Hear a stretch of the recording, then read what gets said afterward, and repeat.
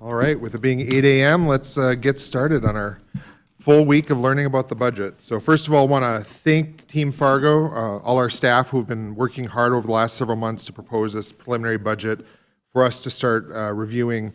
As we continue to grow in the number of people choosing to call Fargo home, we know that's put increased pressure on departments to continue to provide exceptional services to our neighbors, all while trying to balance the desire to limit the financial impact on our neighbors.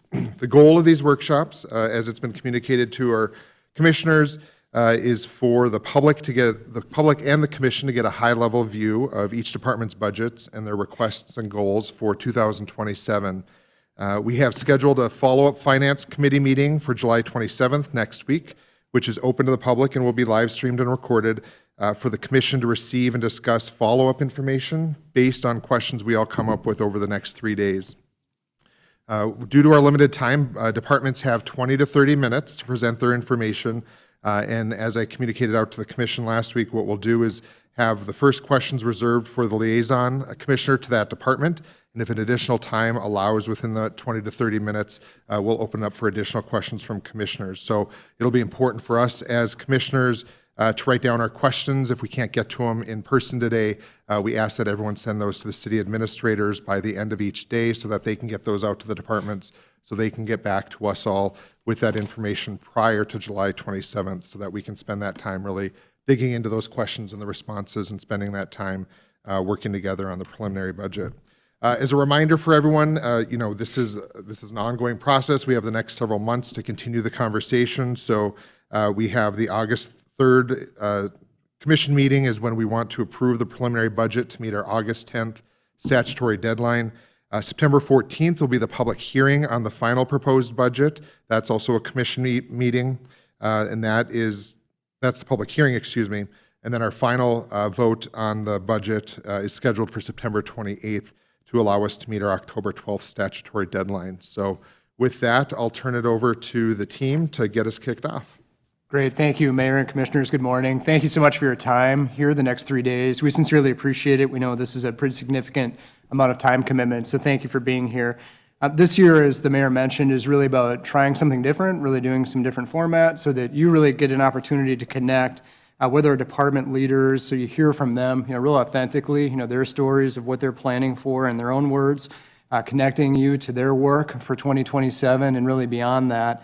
And so it's a real opportunity for them, not only to connect with you, but also connect with colleagues and make sure that the public is also aware of what we're planning for in 2027. I also just want to note that really what these teams are doing throughout the organization really matters a great deal. These individuals that you're going to see here over the next 3 days are leading really, really great teams of people that care a lot about Fargo, they care a lot about our people, they care a lot about our businesses, and they're doing everything that they can to support the good work of the city of Fargo in 2027. And so you're also going to hear a lot from the perspective of those human capital stories. Human Resources has done a great job pulling together information just to try to tell that story as well of what it takes to pull this all off, what it takes year in and year out to support a growing Fargo, but then also our existing core neighborhoods as well. And so finally, I just want to thank our finance team, Susan in particular here to my right, for all of the effort that went into the creation of this binder. This is a lot of information this year, and it's a lot of information that comes earlier this year than we've done in years past. So I think, again, it's a real great opportunity. And in addition to Susan and her team, Jill and her team have also put a lot of work into the human capital side of this. And finally, to our departments too, I say thank you, because these binders and this information also does not come together without their good work as well. And so with that, we just look forward to a good, productive 3 days of discussions, and we're happy to answer your questions following that. So I'll leave it at that. Thank you. All right, so good morning. I too want to welcome all of you to the budget workshop. Thanks for joining us. This is the second year we've had the budget workshop. We learned a few things last year, and we want to continually improve, so we welcome your feedback on this process. So the binder includes 400 pages, as Michael mentioned. We're not possibly going to be able to cover every detail. So instead, the intent of the 3 mornings is to encourage a dialogue regarding this budget. The specific objectives are listed. We want to preview the preliminary budget as proposed by the budget team. We want to introduce particularly the new commissioners and the public to the departments, to people, to processes, and the related revenues and expenses, and answer any of your questions as time permits, and jot down those that we don't have time for. And then we want to identify topics for future, maybe more substantive meetings. So to those of you maybe in the audience or online that did not get a binder, the binder information is available online via a click at the City of Fargo website. If you go to the Finance Department Budget, little click here tab, there is the link.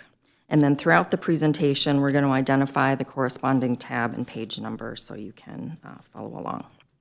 One thing yesterday, I did notice that the online pages aren't all oriented correctly for easy reading, so we will get that fixed today, so I apologize for that. That's on our notes for next year. So our presentations are going to follow the order and contents of the book, and the departments will be available to entertain questions, but each department, as both Michael and the mayor said, is only allocated 20 to 30 minutes, so we'll keep the presentations at a pretty high level. Additional questions can be posed directly to the department. They can be discussed at next week's Finance Committee meeting or additional meetings until the final budget approval. I'm going to identify a few people. Seated a couple seats down is Wyatt Pappenfuss. Wyatt was recently promoted to the Assistant Finance Director. He's going to be presenting on Wednesday, and he's also here to help me with questions. And then he is going to help as I'm calling it the parking lot attendant, but he's going to maintain a list of questions that we want to come back for future discussion. And then I also would like to acknowledge and express my thanks to everyone involved in the budget process. This is a huge lift throughout all of the city departments, especially my finance team. Tasked with the budget is a very, very new finance manager, Ramona Adams, and then her staff, Jess Hoyam, Lindsay Tester, and Rebecca Sanders. They were very busy frantically printing and punching holes on Thursday. So just a little bit about today's agenda. We're going to start with finance and HR overviews by myself and Jill Manette, kind of add some context. And then I will speak about general fund revenues. Then we're going to take a 15-minute break at 9:45 approximately. And then we're going to conclude with general fund departments that are as noted in the full agenda. All of the presentations are queued up on the slides, and the presenters are around the table. So we'll be able to move through the information without breaks and hopefully get through pretty quickly. We've also included agendas for Tuesday and Wednesday, and we do want to point out that tomorrow's starts at 9 instead of 8 because of a meeting in this room, and then Wednesday we'll be back at 8 o'clock. And unfortunately, I'm doing a very lot of talking that I noticed when I was putting this together to start. So first thing in your binder, we wanted to put an organizational chart. This is actually a fold-out, so it's a very high level with all the department heads. We thought this maybe will help you start putting some faces to names. And then it's also a reminder to all of us of who we work for. At the top of the org chart is the residents of Fargo. So I'm going to work on a finance overview. Those of you following along, it is tab 2, page 7.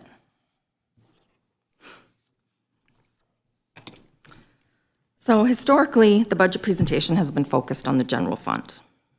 This year and beyond, we're going to expand to include all of the other funds. And so to that end, we're going to start a little bit with Accounting 101, the City of Fargo.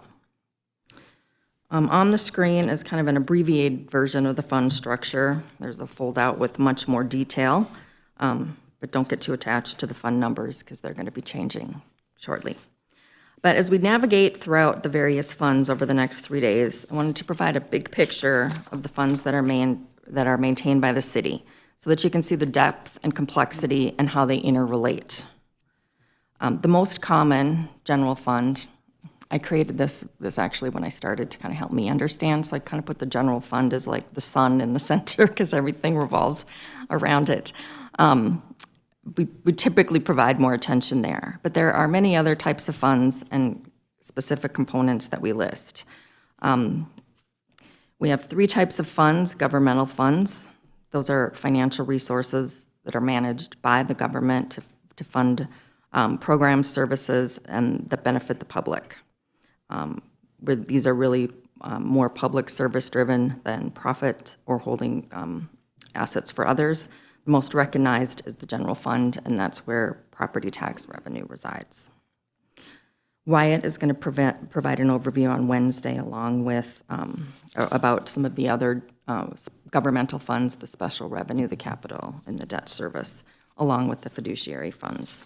Fiduciary funds are those that are held for the benefit of outside parties, and then proprietary funds, those are the type of funds that the government uses to account for operations that operate similarly to private business. So that would be utilities, Fargo Dome, transit. Those will be discussed on Wednesday. So by now you might have noticed the little fidget balls. I'm not going to call them stress balls yet. We'll call them fidget balls. But I liked these because I thought they helped visually explain a concept that's presented on the page, how interrelated everything are. So this week, we're going to be presenting to you a preliminary balanced budget. And like this, there's only so much space. So if we need to create more space, we need to squeeze something else. So there's just not a lot of opportunities for us to make a bigger fidget ball. And I did pay for these myself. They're not. It's my gift to you.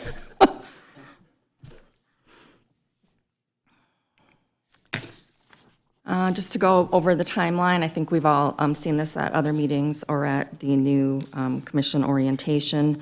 But, this is a very laborious process. We start, way back in the spring, in March. We start working with all the different departments. We have several rounds of department, cabinet, and budget team meetings. Commission liaisons attend meetings with their departments and the budget team. This week, as the arrow shows, we are at the budget workshop. We also have a finance committee meeting scheduled for next Monday to kind of further vet any of these concepts. As the mayor mentioned, you will be asked to approve a preliminary budget on August 3rd. The preliminary budget process kind of used to have more teeth, as was intended to set the mill cap. Now that we have the property tax revenue cap, it's become kind of more of a first step.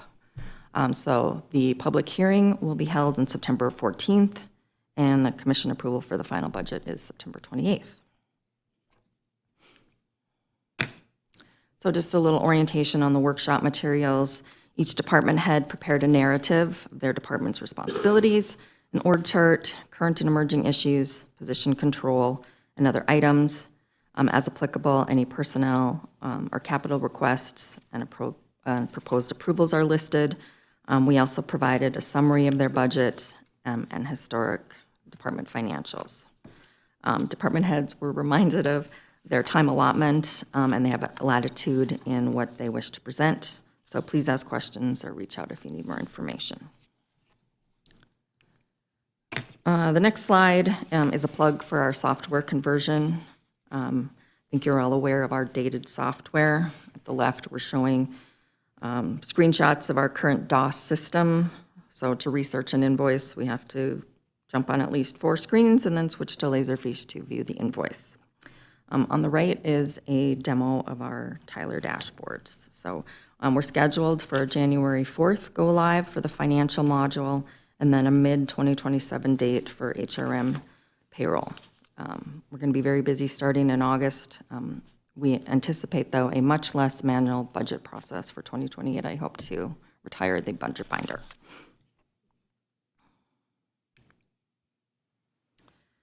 So, without further ado, before we get too deep in the details, we did want to give you a high-level preview of the general fund as it's presented by the budget team.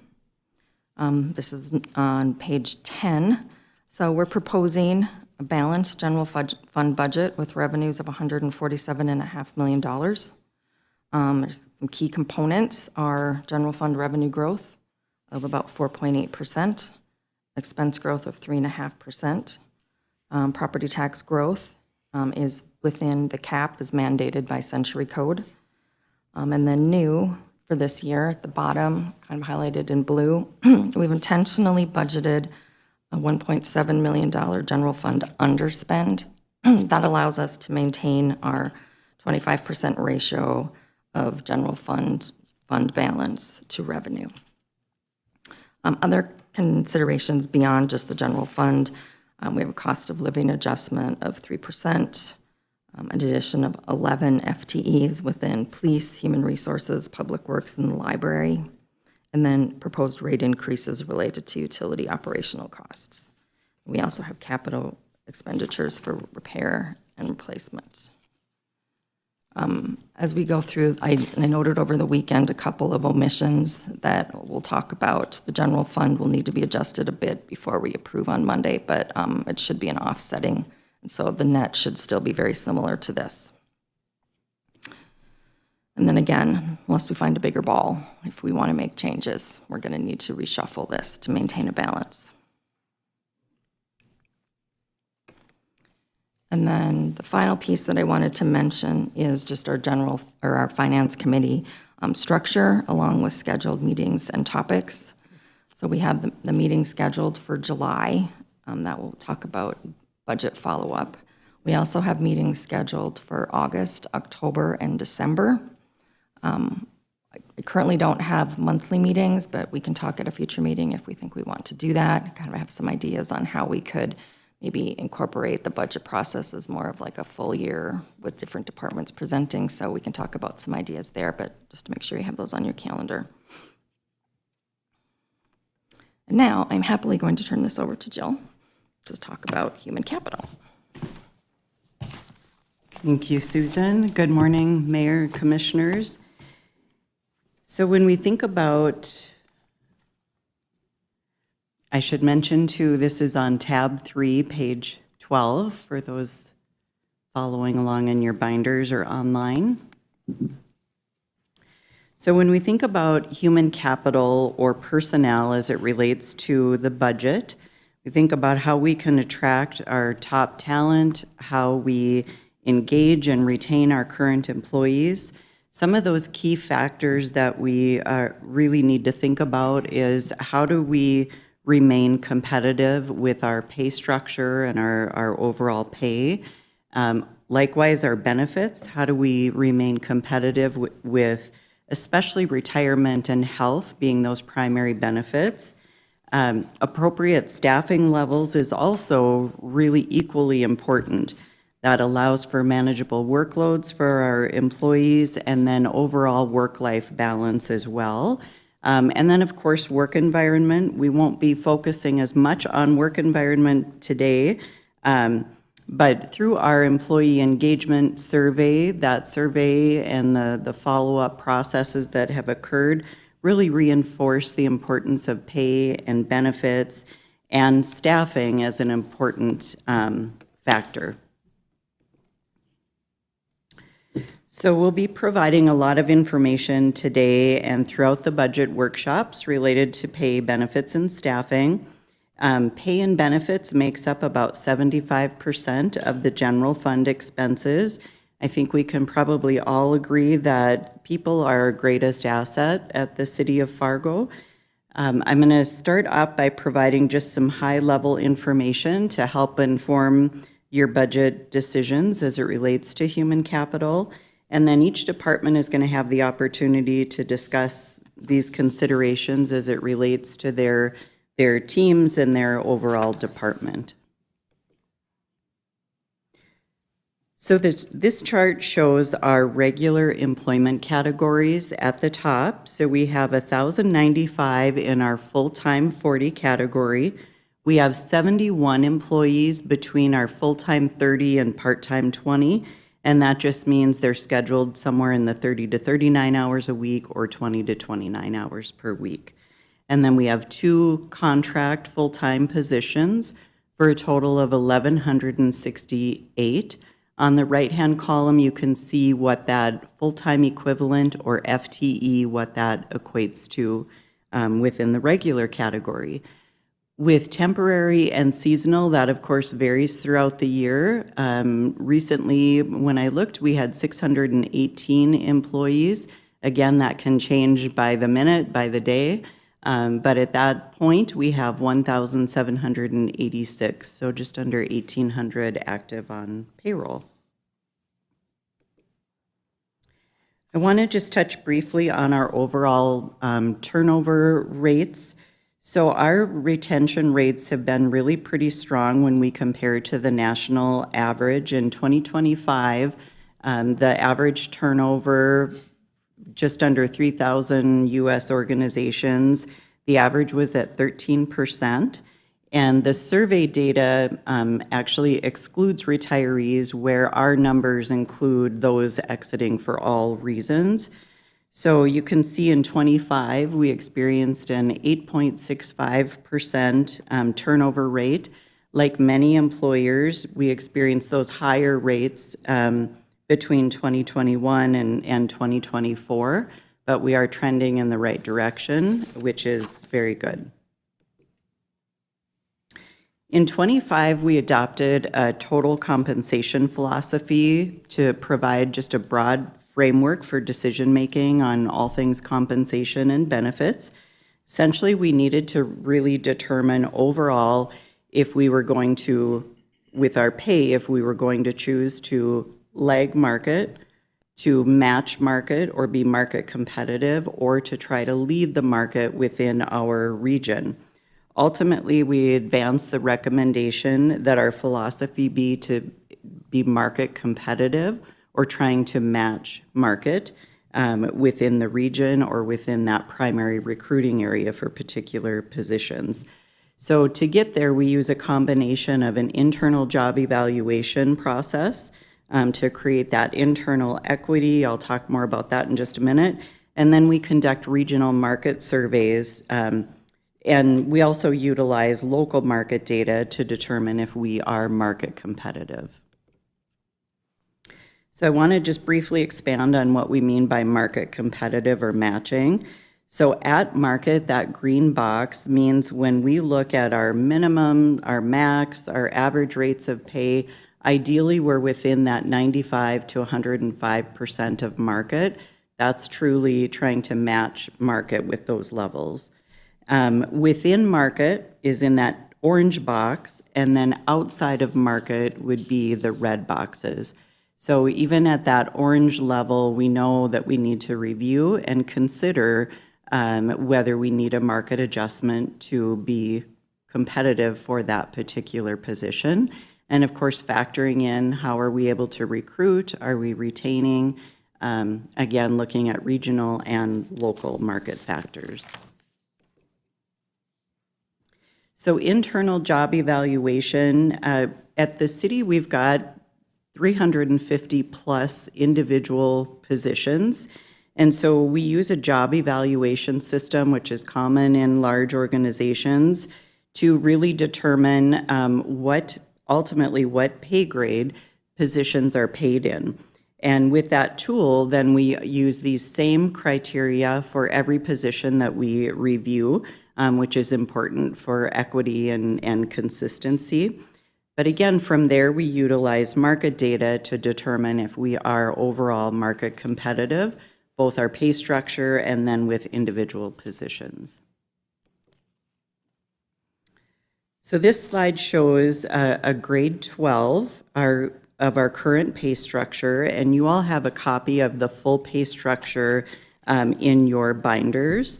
So we have a structure for our general positions or non-public safety, and then a pay structure for public safety. Those were separated out in 2025 following the conducting of a market survey and establishing that new structure. Again, that job evaluation tool helps us determine which grade a position should be assigned. You can see there's a job evaluation point minimum and point maximum, and that for positions that fall within this range, they would be assigned to the grade 12. When we review market data, again, we're able to see if a particular benchmark position is lagging, matching, or leading market, and this helps determine the overall pay structure, if it's competitive, as well as determining if individual positions need a market adjustment. So they might fall within this point range, but if the pay through the market survey is determined to be higher in order for us to be competitive, we might move individual positions to, say, a grade 13 or 14 as an out-of-grade adjustment. Overall, our structure has 27 grades currently, and each grade has 11 steps. So if someone's hired into step 1, they'll move to step 2 on their 1-year anniversary date, and then they'll progress through the grade each year. It'll take them 10 years to reach the maximum of the grade. So our step increases range from 3% on the lower end up to an average of just below 2% on the upper end. Once the employee is at step 11, they no longer receive step increases. They're only eligible for a cost of living adjustment if one is awarded. One other thing I want to point out, our range spread from the minimum to the maximum is 30%. Through our regional survey, the average range spread is 42% across the region, so a much wider range spread. So we currently have pretty narrow ranges, and that creates some challenges with being market competitive, and we'll talk a little bit more about that in a minute. So just to give you an idea of how our positions are structured throughout the grades, this chart shows the number of employees by each grade. So you can see in that center area of our pay structure is where the majority of our 350 plus positions are placed. And this just shows the distribution of our non-public safety or our general. So when you look at steps 1 through 11, this chart shows that 27% of our general employees, again, non-public safety, are at step 11 of their pay. So I mentioned earlier, once someone reaches step 11, they no longer receive step increases, only a COLA. This is one of the key reasons that it's so important to ensure our pay structure is market competitive to retain those experienced employees. Keep in mind that we found several positions through our market survey, especially in the upper steps of the grade, that are below market. So our upper steps are much less competitive with market average in the overall pay structure than they are at the minimum and the mid. Looking at fire and police, so again, we just implemented that pay structure in '25. We are at 39% of our fire employees who are at maximum. The survey this year did show in terms of base pay that we are market competitive, so that's good. People will naturally cap out within pay structures, but again, that's why it's so important that our pay structure is market competitive, because as our experienced employees reach those maxes, we have to ensure that their base pay is competitive. And then for police sworn, they're at 37% at maximum of their assigned grade. Again, the survey this year showed for the positions that are on the public safety pay structure, that base pay is at market. So again, COLA is a really important factor for those who are at max. Just a quick look, I wanted to show you, these are the cities when we talk about our regional market survey. These are the cities and it shows the states where we pull that market information. So as we developed our total comp philosophy, we also reviewed which cities all of the departments felt were the best comparisons for pay and benefits. And so we used to survey 30 cities. We're at 20 cities that we feel are the most comparable at this point, and this is something that we'll continue to, review on an ongoing basis. So our regional comp and benefits survey, again, we're trying to get into a rotation, although this year we surveyed all of these benchmark positions. So currently the plan is to conduct regional survey for our public safety positions annually because of the just ongoing movement of pay and benefits. The technical and administrative positions will be surveyed every other year. And in early '26, all of the categories shown above were included in the survey. So we had about 101 general positions and 23 sworn and civilian public safety positions that really helped inform some of the proposed market adjustments. Next, I want to just talk very briefly about high level some of the findings with the survey. So one of the things we compare in the survey is our overall range structure. I touched on this a little earlier. Ours is at 30%. The region is just below 42%. So you can see already what some of the challenges in comparing our pay with the region. Our range spread at 30% is we are finding more issues at the top end of the pay structure. And you can see that when you look at the benchmark for our general positions. Our min and our mid are looking really well aligned with market. Our max falling below market. And you can also see then within police, we collected the min and the max, and of all of those positions that we collected, we're at anywhere from 3% to 18% on average above market, and for fire, 2 to 9% above average on our overall market. So with the general positions, we did identify a number of positions that we'd recommend market adjustments. Again, we can cover that more a little bit later.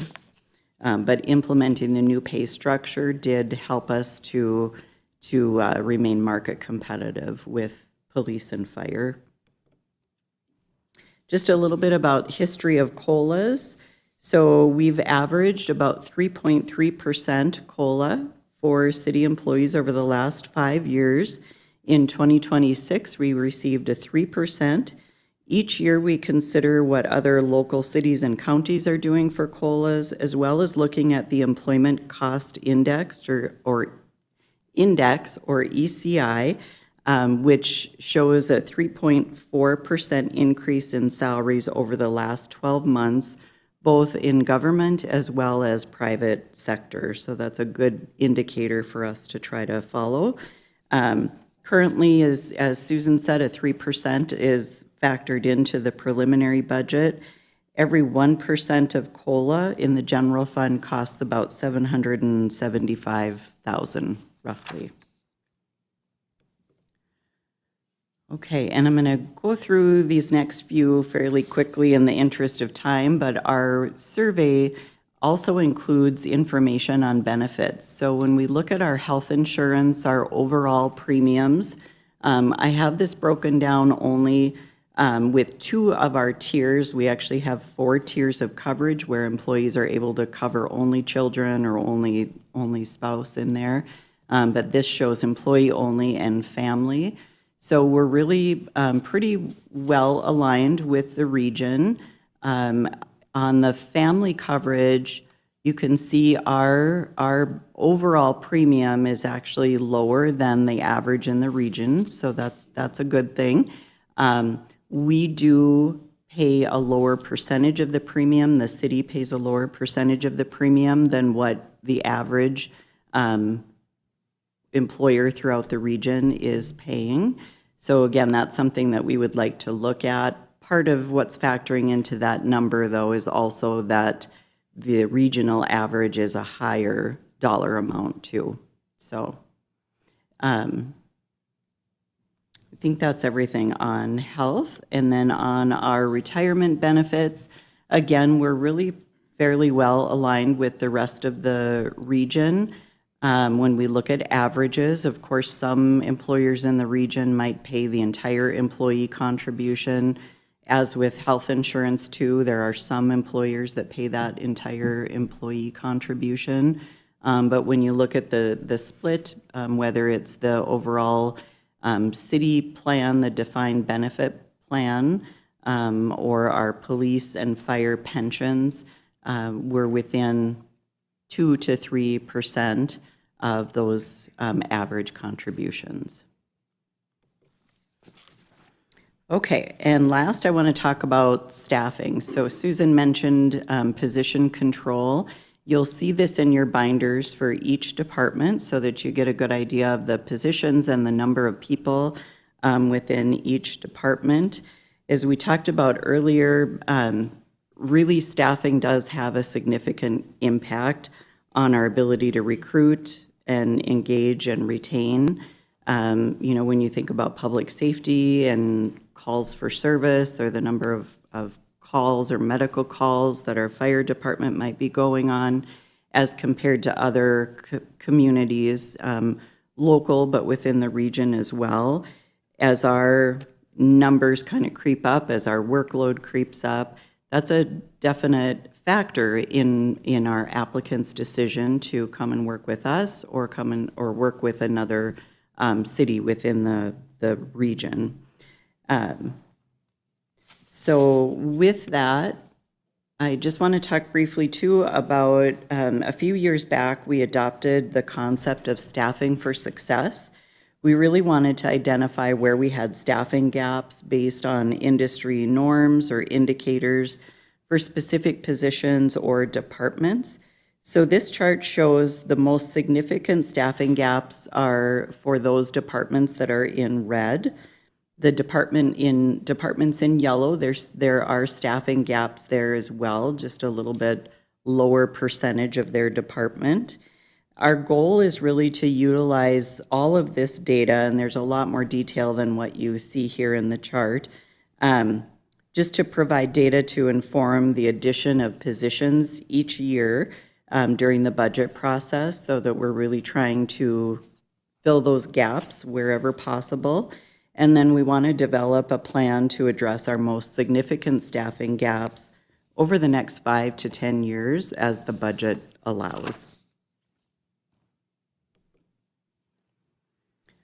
Okay, so looking at human capital overall, this chart shows by fund the impact of the new positions, reclassifications, and market adjustments. So broken down by general fund and enterprise fund. The full detail is included in the document titled Departmental Human Capital Adjustments for 27, which is in your binders.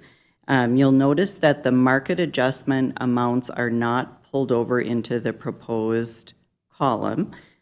So as Susan showed earlier, if we are able to fund any of the market adjustments, and there are a significant number of positions that we found to be below market, then that would require adjustments in other areas. But right now, this information in the proposed shows the number of positions, the 11 positions that are proposed to be funded, as well as our overall reclassifications, which is around $55,000 worth of reclassifications where the positions have changed. So lastly, again, we covered a lot of information on human capital, and the challenge is always just the most strategic way to invest in human capital under current budget conditions. But look forward to working with all of you and providing any additional information that you need as you work towards adopting a final budget for 27. Thank you. Thank you, Susan and Jill. Commissioners, any questions at this time, based on what was shared? Commissioner Peterson, and then Commissioner Strand. Commissioner Strand. Thank you. I'm curious about defined benefits versus defined contributions. I see that, but we have a new category, don't we, with defined contribution retirement plans? We do now, yes. Yep, so the bulk of our employees are still covered under that defined benefit, but we did collect data on the defined contribution plan as well that we offer new employees through ND PERS. That is similar to a 401k. So that change definitely is going to be a factor in recruiting and retaining employees in the coming years. For For someone who has been on the ND PERS defined benefit plan, they may be eligible to go back on under certain circumstances. But otherwise, our new hires who've never been part of the ND PERS defined benefit do come on to a defined contribution plan. Still a good retirement plan, just different, right? Not that guaranteed monthly benefit like with the defined benefit plan. And how is that affecting recruiting? Would you say overall balcony view? Yeah, so far, I don't think it's had a significant, I think we are going to find retention over the coming years. I would foresee that may become an issue, because once you became invested in the defined benefit, after 3 years of service, it really is one more check in the column of why you might want to stay with the city. I think there are many, but that was one significant one. With the defined contribution, it's very similar to those 401ks in private sector. So I think over time, we're going to see potentially an impact on overall retention. But time will tell, and that's something that we want to track. Commissioner Peterson? Mr. Mayor, thank you. A lot of my questions are just going to be simply educating myself. So first, page 25, we talk about compensation. We talk about the cities that we use for analysis.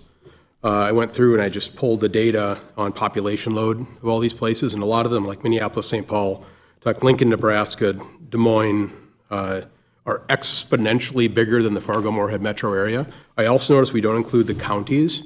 Those are our immediate peer groups. I would suggest we modify. My main point is I suggest we modify who are targeted. Obviously, if we talk about Minneapolis and St. Paul, that has nothing to do with us. The metro area there is 6.5 million plus or minus, so I contend that they're going to probably yield a higher result in the end.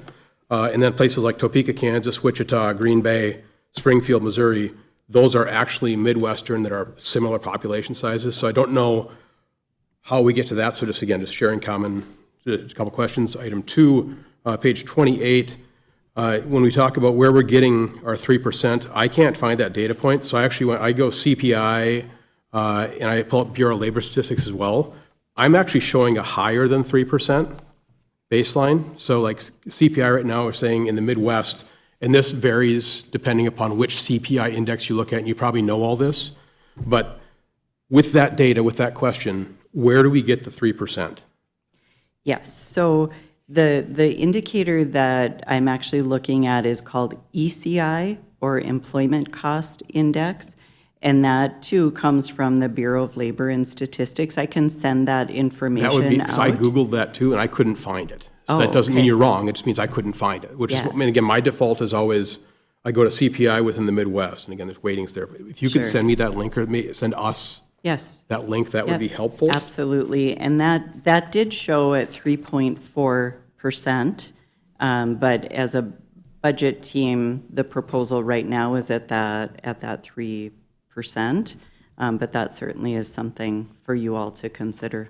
Perfect, thank you. And then item number 29, health insurance. I am proposing that we research this year, this isn't a this year budget, this isn't 27, this is a 2028. We need to research becoming self-insured again. Who, what, why, where, how, don't know, but mathematically, what I've seen through my workings, not just locally here, but regionally and nationwide, we have the capacity to self-insure, and I asked this question, if you remember, one of the very first things we Yes. discussed. And this may completely be a waste of time, I'm not going to lie, but I really think it's worth our time and effort to figure out what would happen if we start capitalizing ourselves instead of being subject to the whims of outside forces. Additionally, I think we need to have a gym membership reimbursement, and that's a little bit selfish, not going to lie there either, but the math, in my previous life, the math worked. So, and how do I know the math worked? Because Blue Cross Blue Shield told us to do that and incentivized us to do that, right? So the big beast that is Blue Cross Blue Shield would not push us in a direction that would cause them to lose money, right? They know that if you maintain a healthy lifestyle, generally speaking, you're going to have less heart attacks. Generally speaking, you're going to have less diabetes, those sorts of things. So encouraging, what they've said is encouraging our members, their members, right, to be more active. And I know we have I saw a line item for wellness too within this budget, but I think that needs to be investigated, and not for this year, but I think for next year regardless, and there's a cost to it, but in the end, there's actually a savings. So what should happen is, let's pretend we maintain status quo, we add that gym, they're going to say, it's going to cost us $20,000 a year as a county, or as a city, as a consumer, and that will then yield a savings with lower healthcare costs over time, right? So the momentary cost, long-term gain. So there's that. Next one is page 33. I'm just curious about this. This is the education piece. So we have requested, proposed. So who approved the requested portion? I'm guessing portfolios and the department heads. But then who did the final proposed approve? So who made the choices in starting point and ending point? How did we get there? So the requested comes from each department. Each department submits a budget request that includes human capital, but of course operating and capital as well. And so that's what that number reflects.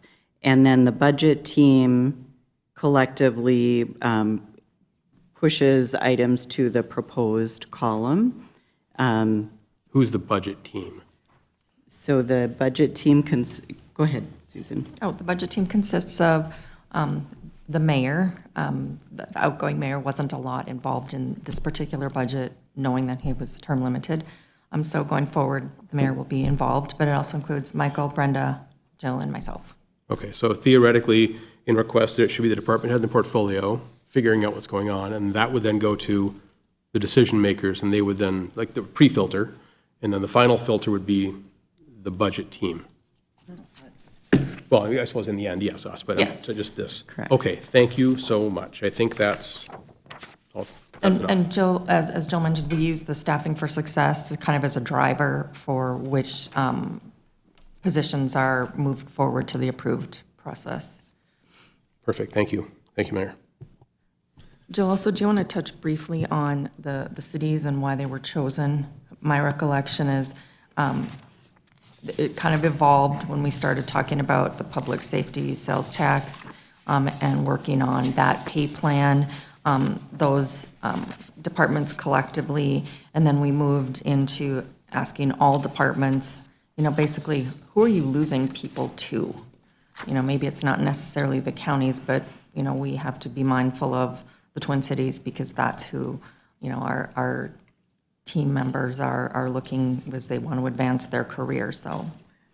Yes, that's correct. We, especially with the fire department, had noted people leaving were heading to Minnesota in the Twin Cities area, so that was one of the factors there. Our region used to be, if you drew it on the map, quite a bit larger with 30 cities throughout the region. And so we did an internal survey to make sure that every department really had an opportunity to weigh in on that.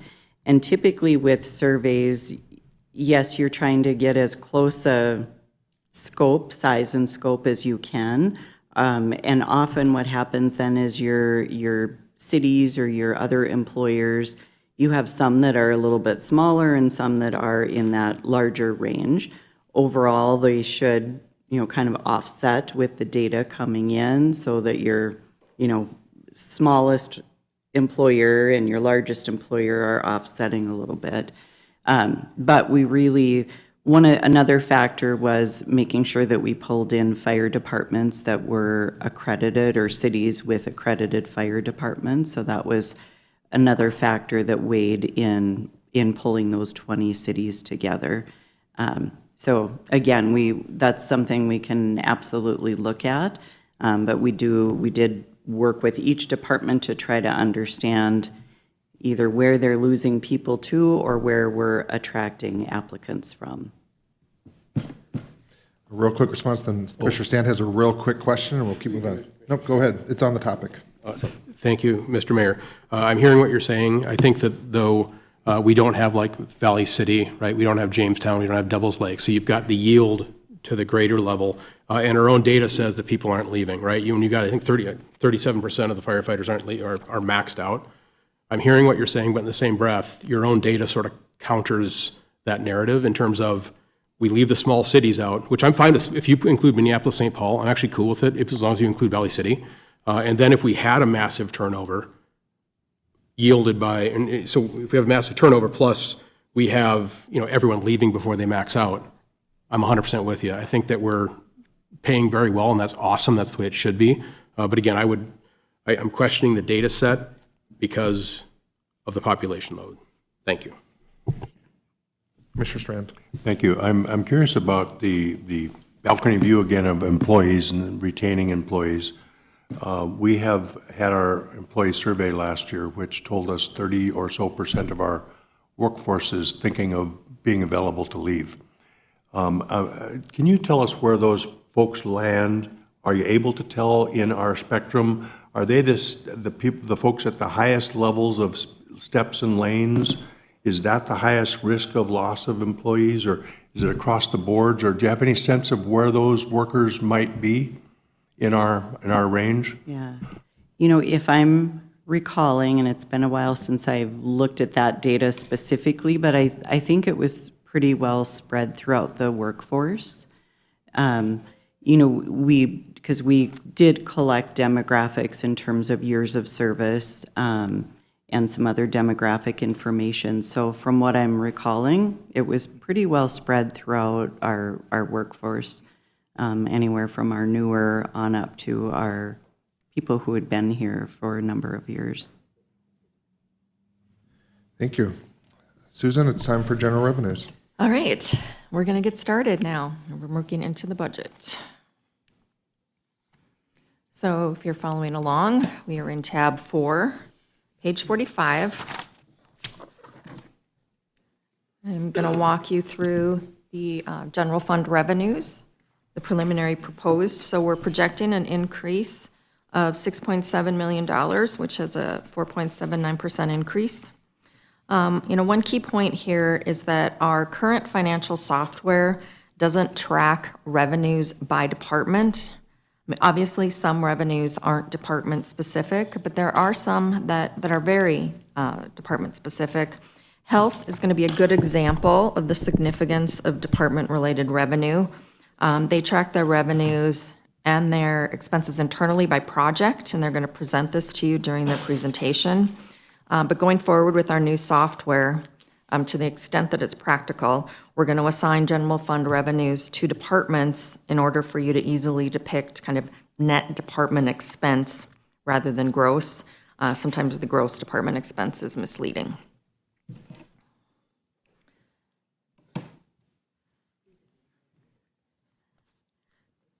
Page 45 or 6-ish, tab 4. And just to note, what you have on the screen doesn't necessarily align with those right now, if that's what you're looking for, Commissioner.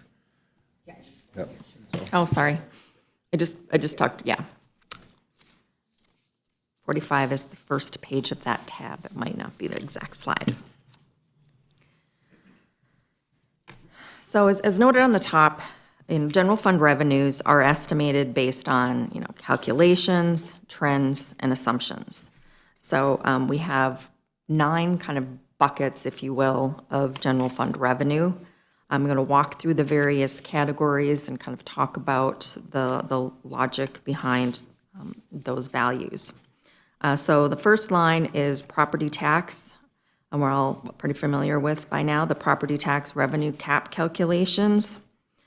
We will do a separate slide on this regarding that actual calculation. Next item is franchise fees. Those are primarily from the utilities, so Xcel and Cass County Electric. Those have been largely flat. And then to a much smaller extent, we get franchise fees from cable.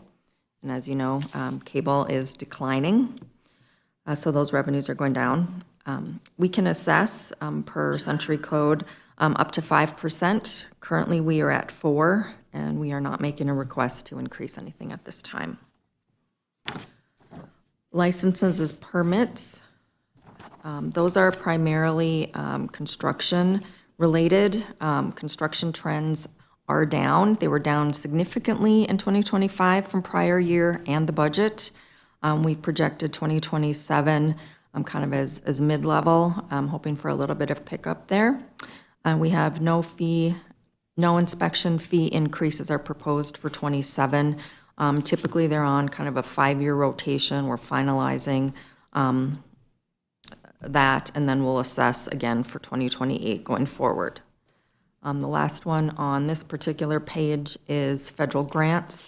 Those are primarily the health department, and they are based on anticipated grants.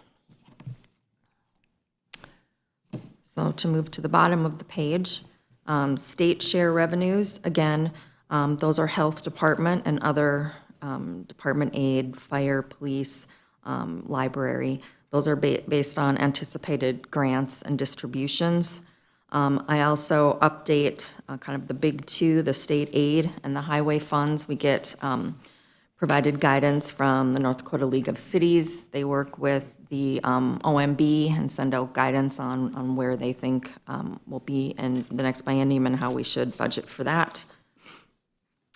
And then local grant revenue, it's called grant, but it really means any kind of local entity that we bill. So for example, schools and county. So those are based on our existing contracts. Charges for services, those are also based on contracts, trends versus rate.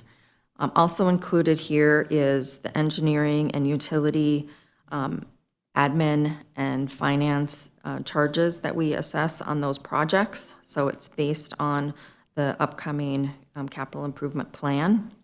And then we also have a general fund overhead allocation to the enterprise fund so that we can allocate out the cost of some of the service departments within the enterprise funds, since they obviously utilize the services of those funds. And then we have transfers in, at least for the next few years. I'm separating those since public safety sales tax, that's what the PST means. It's logo for public safety sales tax.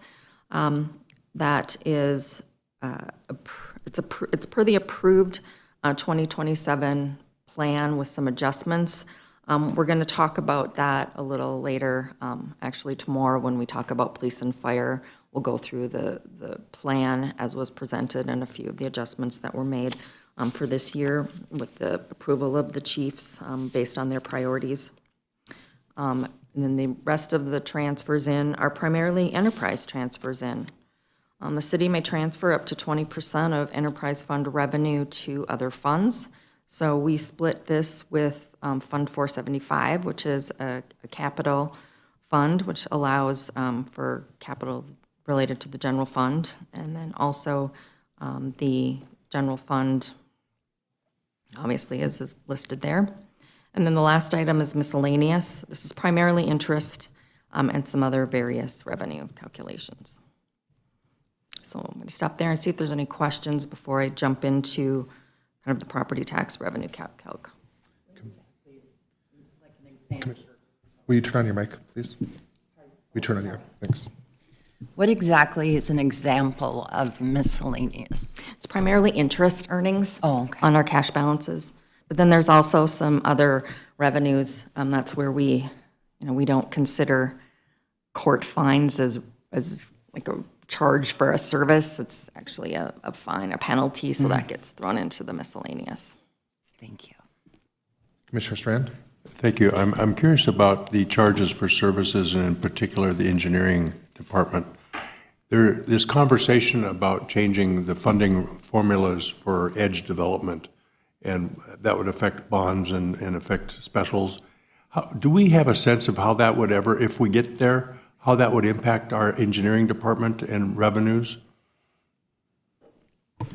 Can you tell me the first part of your question again? The funding formula? The conversation about how we fund edge development and whether the formula of bonding and or specials, or do they self-fund when there's leapfrog development out to the edge?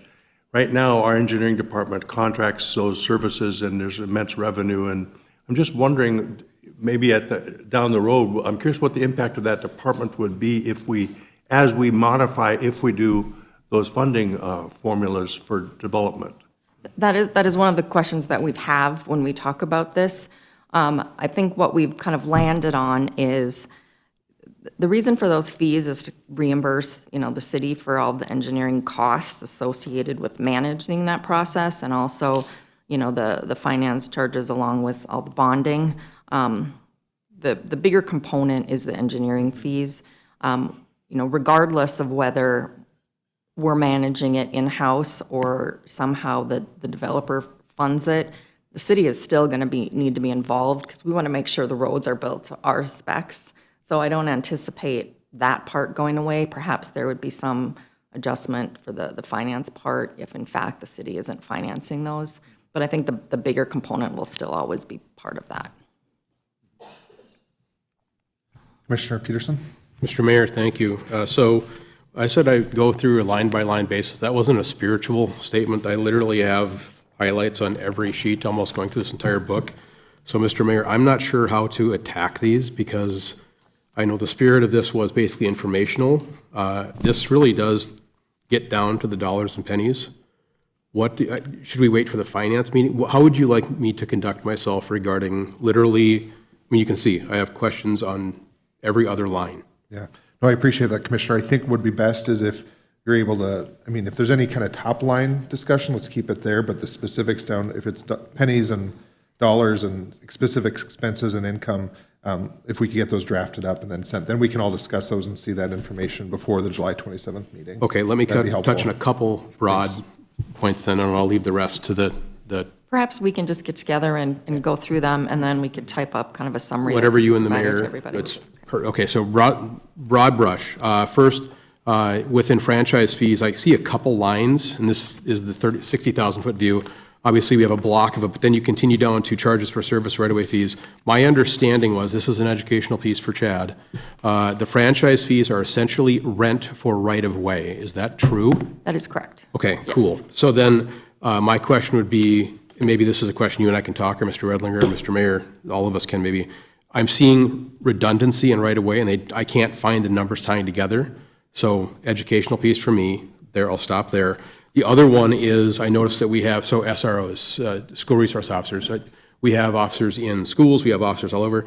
How is that figured out, right? So my prior life was 80% full cost went to the Kindreds and Castletons, right? So I had an SRO in Castleton. Castleton School District paid 80% for that person, full. That's hiring, equipment, and salary on an annual basis. The logic was no more complex than 20% of that time is summer, plus we also knew we could call that person out for help later. So I have SROs in multiple lines here. How is that cost basis figured out? And maybe the chief, I'll give a general answer on that, and then we can get more specific, because we have the same thing with nurses, school nurses as well. I think they're treated slightly different. The SROs are full-time staff, and we do charge the schools only for the portion that they're working in schools. They put them to work elsewhere during the summer. Regarding the nurses, I think there's kind of a combination. There are some that work full-time and get, reassigned in the summer. There are some that just work during the school year, so they would be 100% assessed. so it is weighted based on Yes. time.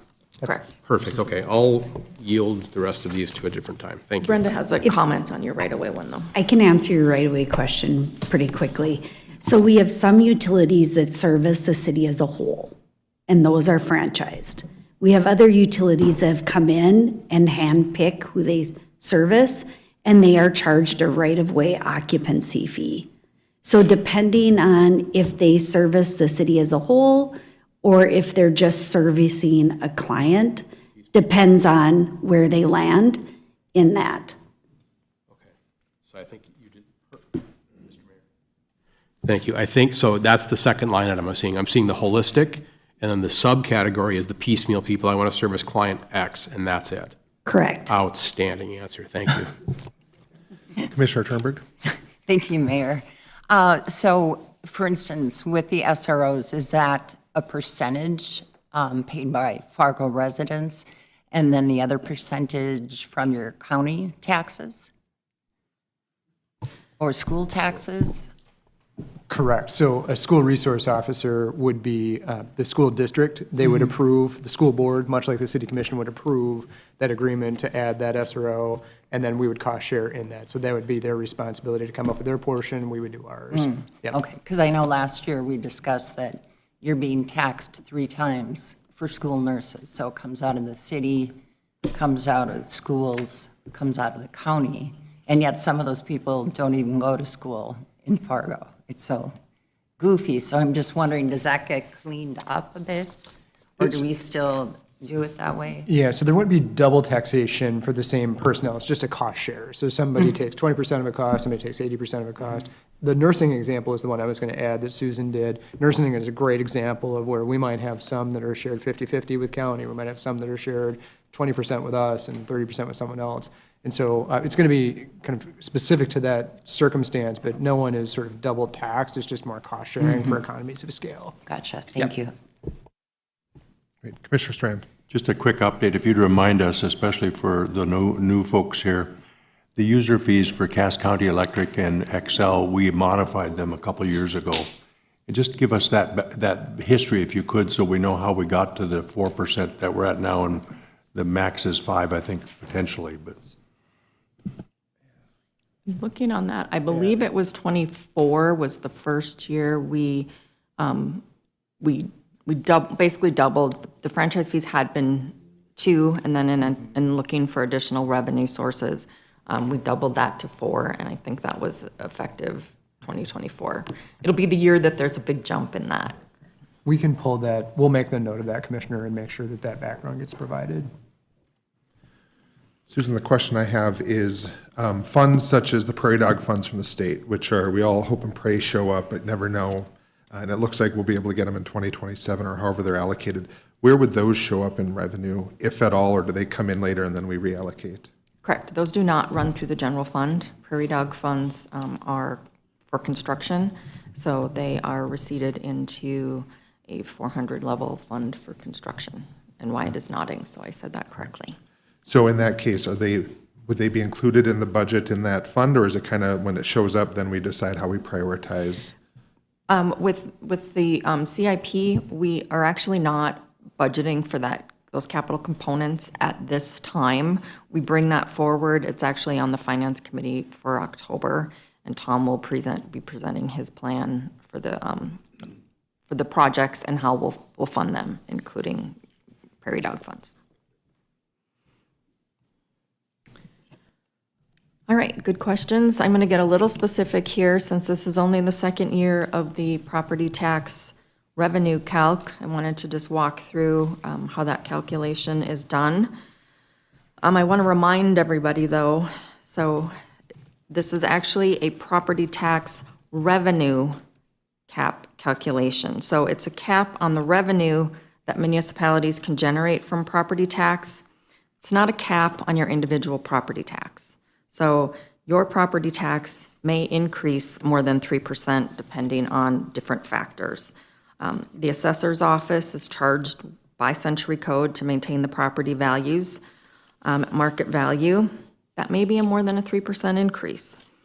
Our cap only allows us to generate revenue in aggregate from all parcels. So the property tax cap is defined as the greater of the base levy plus 3% or the adjusted base levy plus 3%. So on this page, we're looking at the base levy. This is pretty simple. It's the greater of the prior 3 years' levy that is subject to the cap. So last year's levy plus 3%, so $51,773,000.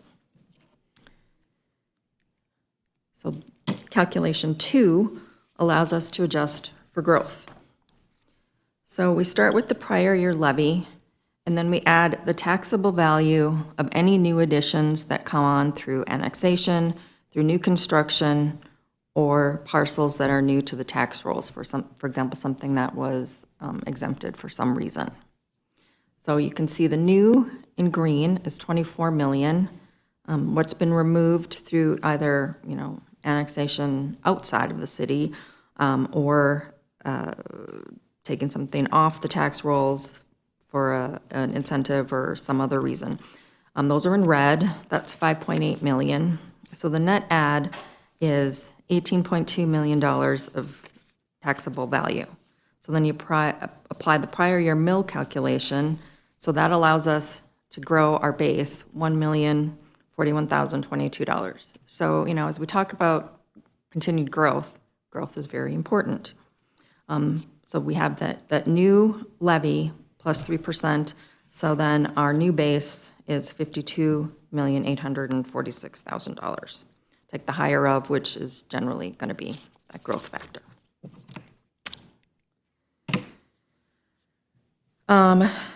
There's also a carry forward provision if we don't use the 3% cap.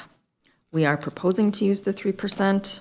So represented here is that 53.8 that we just talked about. There's also a levy that's not subject to the cap.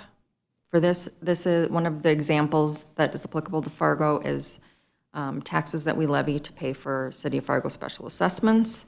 That is updated annually, so it's $957,000. So basically, our full levy would be $53.8 million.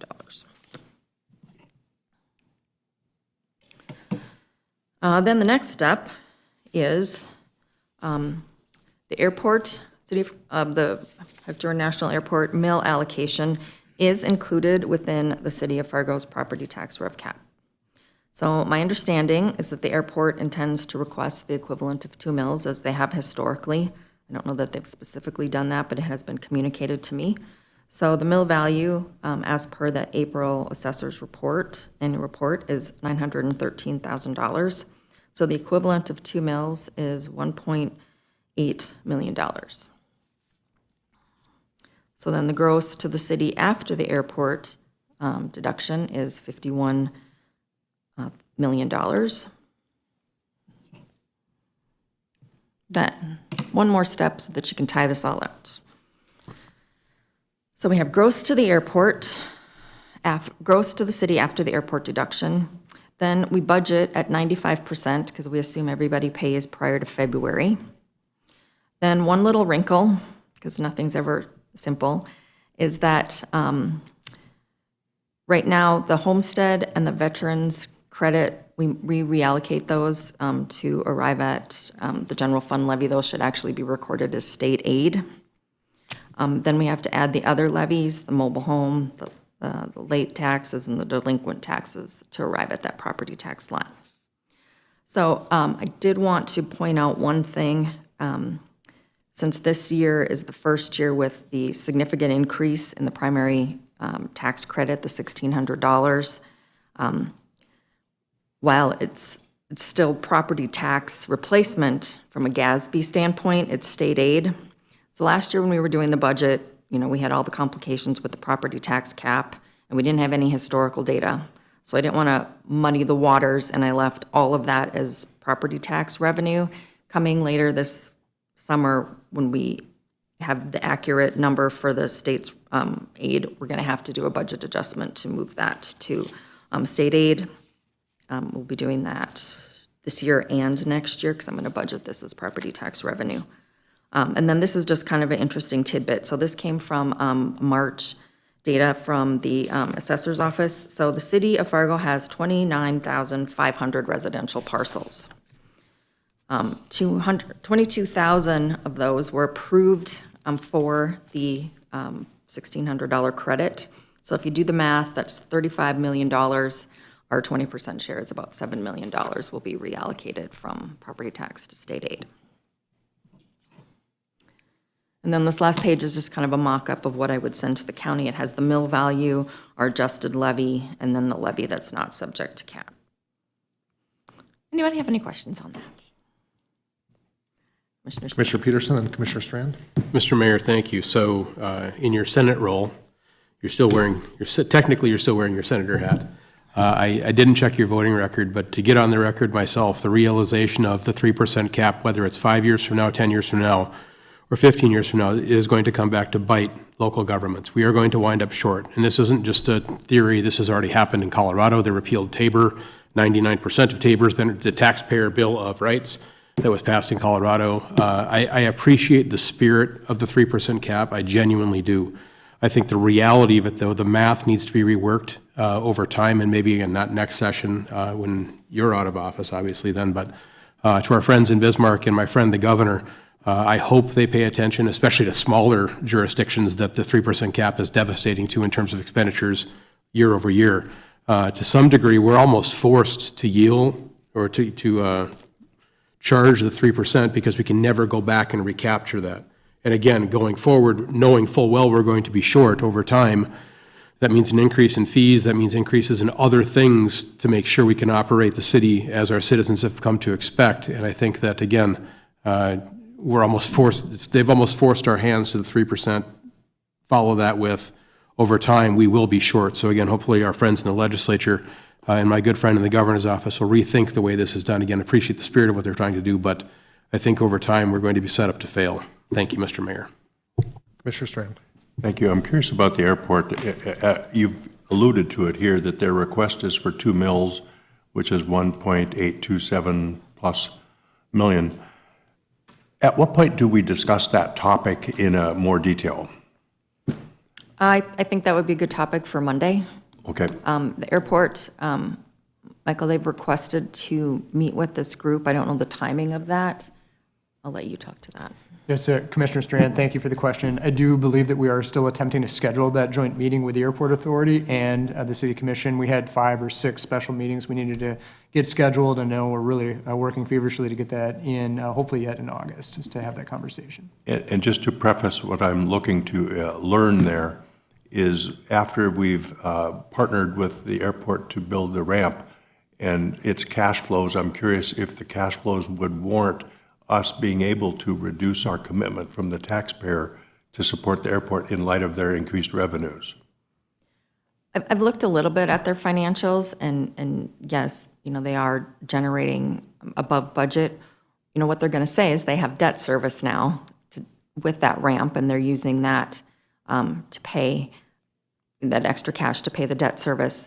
In looking at this over the years, what I've come to, I think, acknowledge is that the airport is going to tell us that state agencies, federal agencies, look for what's the city's participation, what's our support. I'm not in those conversations, so I don't know that for sure. Obviously they have the big airport construction, but the truth is the airport is always going to have big projects that they're funding. They're talking about $100 million runway project in the next few years. So, they're always going to say that they need to show the local support. So I think that becomes more of a political decision than a financial decision. So that's something we can talk about next week. Susan, before we go on to the next section, I'm looking at page 48. And I know, again, mill levy is kind of, it exists, but it's not as much of a factor when we do our financing. But when you're looking at that comparison of the other cities, and I'm seeing the blue column and city percent of total, is that saying that just over 19% of our total property tax for a Fargo taxpayer is the city's responsibility, and the other 80% would be the other political subs? Is that what I'm reading? That's correct.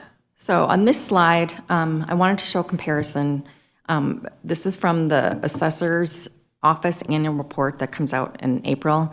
I know you've been inundated with information, but if you haven't looked at this, this is really fun stuff. This has got good stuff in there. There's all kinds of nuggets. So I dug this out. This is comparing our peer cities for the 10-year comparison. It has population, their taxable value, how it's grown, and then their total city mill levy and how much of that, or their total property tax levy within the city and how much of that actually goes to the city versus the other municipalities. And then the effects that has on, an estimated average property in a residential and a commercial setting. So what the mayor has alluded to is, yes, we have several school districts, so this is ISD number 1. If you're paying taxes in ISD number 1, less than 20%, so 19.22% of your property tax is the city's. So if you look down, and you think about it, the city's the one entity of all of them that provides service that everybody uses. I don't have kids, I don't go to the parks, I probably should, but I don't. But, I'm still paying 80% to those entities. And then when you look at the peer cities is what's most interesting to me, is all of our peer cities, the average is about 24%. So this next slide is not in your book. I was playing last night. So I did a little what if. So, what if we were comparative to our peers? I'm not advocating anything. I'm not second guessing. I'm just saying, if in fact we were with our peers and actually assessed about 24% of the total, that'd be an extra 21 mils. That'd be another $18.7 million flowing through the general fund every year. So, I understand that the value of a Fargo mill, far exceeds our peers, but so do our assets and so do our obligations. We have more streets, we have more buildings to inspect and assess. We have a full health department. We have a very comprehensive transit. We have way more public safety calls, more city staff, more facilities, more equipment to maintain. So I just thought that was kind of interesting.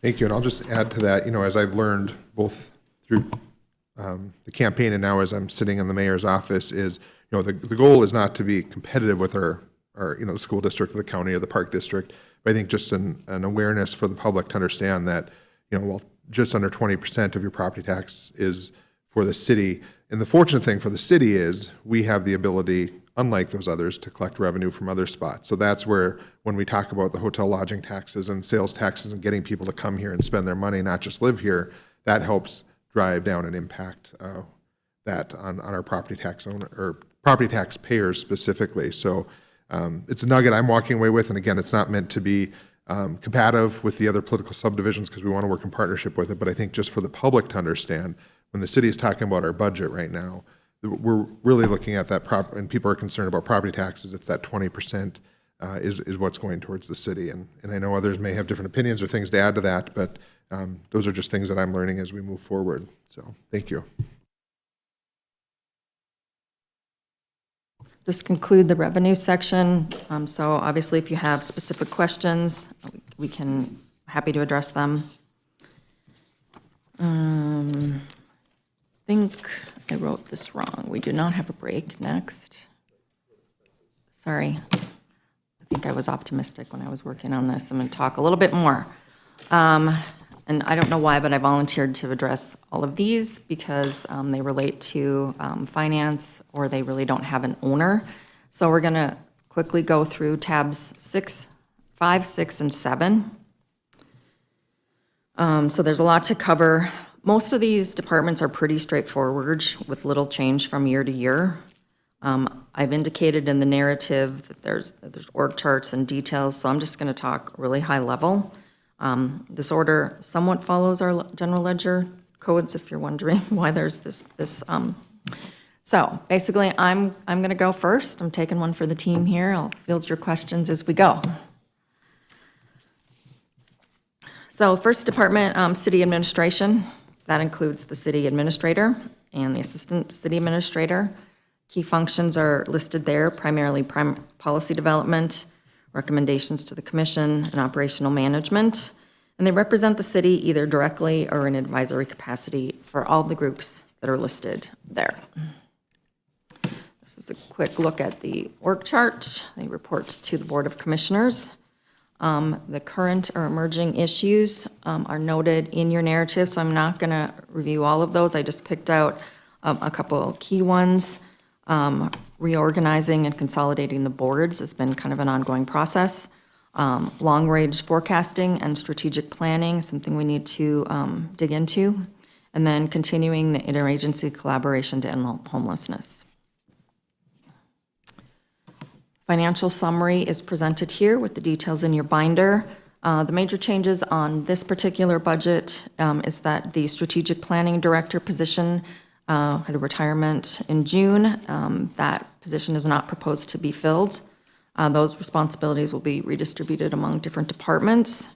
There were no capital or personnel requests, And the other item on here is that next year is a legislative session, so we will have lobbyist fees. Those are kind of in every other year. Any questions? Commissioner Peterson. Mr. Mayor, thank you. So topic for discussion at a later time with our Assistant City Administrator. I know we're advertising, but I'd like to have a discussion as a commission with you being a full-time mayor now. Is that assistant needed? And I'm not saying yes or no. I'm just saying I think we should discuss it. A, B, we have this topic on our agenda later today regarding the lobbyist. Senator, Mr. Mayor, I'm going to make a motion, not now, obviously, but to make that lobbyist position go away. I think between you and I, and if anyone else obviously wishes to participate, I think between you and I, we can do exponentially better than an attorney from Bismarck, and not being critical of that person's work in the prior years, and you have a better connection with her. It was, in my experience, of her. I think you and I can do better than that and save us money. So we could amend this budget, not today, obviously, but take some dollar figure and even $10,000. I've never spent more than $6,500 on all my activities, and that's going to national stuff. So I think that should be a topic for discussion, Mr. Mayor. Other item I had, I'll stop there. Maybe this will be a meeting thing. So, Mr. Mayor, that's my two ideas. A, topic for discussion of assistant, is that needed? A, and then B, the lobbyist. I think you and I can do exponentially better than our wonderful attorney friend, who you know probably better than I do in Bismarck. So thank you, sir. Thank you. Other questions related to city administration budget? All right. Go ahead, Susan. Okay, if not, we'll move on to City Commission. This department includes the commissioners, and it also includes the staff that supports the commission and the administration. Those positions upstairs are a liaison really between the constituents and the board. The services that they provide, you're probably familiar with, but they're all listed in the narrative. On the org chart up there is the current vacant executive assistant position, along with both Diana and Jody that you've met. The expenses here include the city commission salaries, administrative salaries, and related expenses. There were no personnel or capital requests. Financial summary is presented here. I'm going to own up to one little error that I noticed over the weekend. Our budget process has very manual processes. The payroll module does not talk to the financial module, so we need to do a lot of manipulation with spreadsheets.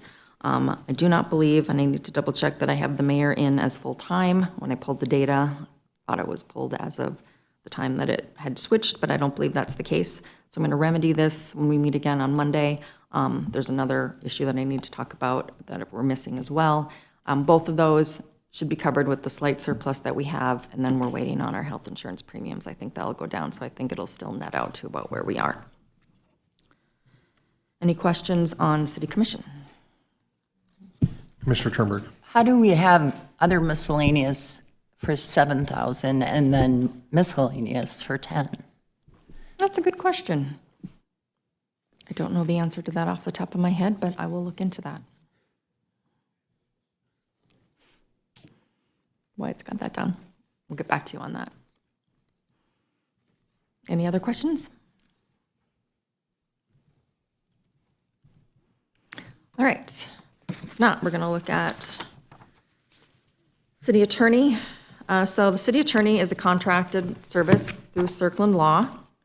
As noted here, the city attorney provides general legal services to all departments and elected officials, along with affiliated organizations. Ian identified a very long list of current or emerging issues, including the Convention Center, the Red River Valley Water Supply Project, code enforcement, capital projects, and the related services. And then separate but related, we also have the city prosecution. That's also contracted through Circland. It's staffed by 3 attorneys and 3 legal assistants, and help from other Circland staff as needed. The scope of service is listed there, and it's a wide spectrum of matters. Again, Ian identified a long list of current or emerging issues. Municipal court is now a court of record, which increases courtroom time. There's additional caseload within the district court, and expanded support for Fargo police, including education and training. So the next slide is the combined expense of the attorney and prosecution. The expenses have been consistent basically from year to year since we switched over that contract. Does anyone have any questions here? Commissioner Strand? Thank you. I'm Commissioner just Peterson? curious about the topic of city attorney. In the background, it's been mumbled about a few times whether we explore in bringing that internal to our administration. And I don't know how we'd ever vet that and if it would ever be what the pros and cons would be. But I'd still at some point like to know how that could look and if it would be worth weighing to do that or not at some point in the future. Do you want to weigh in on that one? Go let Michael talk Sure. about that one. Commissioner, so just very briefly, just in the interest of time, for the benefit too of the new commissioners, we did do a pretty extensive RFP process here in the last 3 years, I believe, or 2 years, resulting in a Circlin agreement. And so there are a couple of options embedded within the Circlin's agreement. But to Commissioner Strand's question and inquiry, that is something that was vetted at the time, determined to be something that simply didn't have the overhead and the kind of cost allocation at that point to be able to support. Internally, it was deemed to be more cost-effective to contract out, but it's certainly a conversation that the commission can entertain at any time. But we do operate under a contract right now with options within that agreement. The commission will likely need to be, I think it's the end of this year, need to exercise one of those options to continue services. If it's not this year, it's the next year. So I'm happy to provide some background on that, but I'll just leave it at that for right now. Commissioner Peterson? Mr. Mayor, with my giant question mark and my highlights, I second Commissioner Strand's motion. Thank you. We'll continue that discussion then. Susan? All right, next we'll move into the departments and divisions under the purview of finance. The first one is the Combined Finance and Auditor's Office. These departments provide fiscal services in support of government functions. The major services are all listed. It would be typical accounting and functions as you would expect.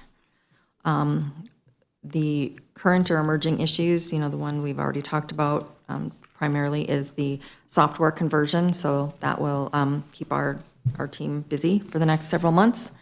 Second item that I wanted to mention is just the restructure of the auditor's office with longtime auditor Steve Sprague retiring earlier this year. We kind of split out those departments or kind of restructured some duties. So the financial duties that had been done in the auditor's office were moved to the finance department. Records management and utility billing remains with the auditor's office. Just as kind of an update on that. We're still navigating through a few things, for example, like a special election coming up. But I think overall it has gone well. New to the auditor's office, we've moved the Freedom of Information records requests to the auditor's office. That is, I think, more time-consuming than we probably gave credit to. So, Angie's, we're trying to navigate that, balance that. We do have budgeted for this year some FOIA software that will aid both the auditor's office and the police department as they manage those voluminous record requests. Next slide is just the quick org chart. The finance department, there are 17 staff, including payroll, purchasing, 2 enterprise accountants. We are very soon to be at full staff after juggling the responsibilities of vacancies for several months, so we're very pleased about that. There are 7 staff within the auditor's office. It includes staff who manage the utility billing process, and those are expensed to the water department. There are no personnel requests for this department. We had 1 capital request for funding for our software implementation. To date, the funding of that has been paid through set-aside ARPA monies, but we knew we would need additional funding as the process progressed. Then we did have 1 copier request, and the little asterisk means I moved that to the operating. So the financial history here is listed. Main changes are personnel. It's kind of the impacts of the absorption of the auditor role into the finance department and shifting of some of those responsibilities. And then other services includes the new software expense. For a period, we're going to be paying maintenance on our old and new systems until we fully transition. Any question there? Commissioner Strand? Thank you. If you could go up in the balcony and tell us about the Tyler relationship right now, and because I know there's been some bumps in the road, plus you hugely needed new software when you arrived here in your department. And then my last question is there any traction in the future that you see with, they've been reporting at the National League, for example, priority-based budgeting successes. And I know you've said we're not near there yet, but how do we look in the big picture with us and Tyler, please? At my conference 2 weeks ago, we actually met the guy that is in charge of the priority-based budgeting for Tyler. Our Tyler representative made sure that I met him. So I said, I'm going to report back to Commissioner Strand that I met you, because he's very excited to hear about it. So, yes, that is on our radar. So our Tyler software, just a little update, the history. We went out for an RFP 4 years ago already. We had a broad group of people that helped us evaluate software needs. As the slide showed, we are in need of some updated software. We looked at the updated version of our current software. We had a proposal from Oracle, which was kind of, you can do anything you want with Oracle. And then Tyler's primary focus is governments. So they kind of come in with the framework already of fund-based accounting, which was really advantageous to us. So we also continued, we had hired a consultant to help us do the RFP. We kept them on to help us with the integration. During that process, we learned that Tyler had a new version coming out. It was enhanced general ledger, and it was cloud-based. And the idea was that within 5 years, everyone would have to switch to that one. So we as a team collectively decided our existing software, while painful, works well. We're not in a huge time crunch. Why would we do this conversion and then do it again in 5 years? So we offered to beta test it with them as a live client. I think they'll acknowledge they were probably not as far along in the process as we were maybe led to believe. There were some starts and stops. We finally had to say, we're done. We can't have our team helping you fix your bugs. You need to do that and then come back to us. And in their credit, they did. They haven't charged us for the last year and a half for all of our sessions, all of our training. We're going to finish our training. So they've been very good partners. They've acknowledged us as very good partners. Before we picked this back up again, they came out in April and did a full demo. There's still a few little hiccups, but by and large, it's working very well. We can see all our processes. We're basically getting the white glove treatment for a software company, which is pretty unusual, I think. So they joke about the red phone. If Fargo calls, it's the red phone, so they pick it up. And so I'm hoping that relationship helps us along the way. So yes, so we did meet with them when we were at GFOA. They had a big booth. They invited us after for some hors d'oeuvres, and we got to meet a lot of their leadership, and one of them was the priority-based budgeting. Priority-based budgeting is kind of a software that goes in, it uses AI, and it looks at how you're allocating your money and suggests different ways you could do that based on what your priorities might be. So I'm a little skeptical, to be honest, but it's something we will certainly look at. Mr. Mayor? Commissioner Turnberg. Susan, many of these are very consistent numbers. I'm just curious, miscellaneous, how do we go up $10,000 from last year? That is a good question, but I know the answer to that one. That is the copy machine that I had previously budgeted in capital, but since it's under 10,000, we really don't capitalize it. We should pay it out of operating. So we have worked with our purchasing department in looking at all of the myriad of leases that we have for copiers. By the time you're done paying a lease, you could have bought 4 copiers and then you don't own anything. So now we just buy them outright. We're going to have lots of boat anchors someday. But, it's saving us a lot of money citywide. So kudos to our purchasing team for doing that. Mine's about 20 years old, so good Okay. job. Well, we just run them till they die, basically. All right, continue on. Okay.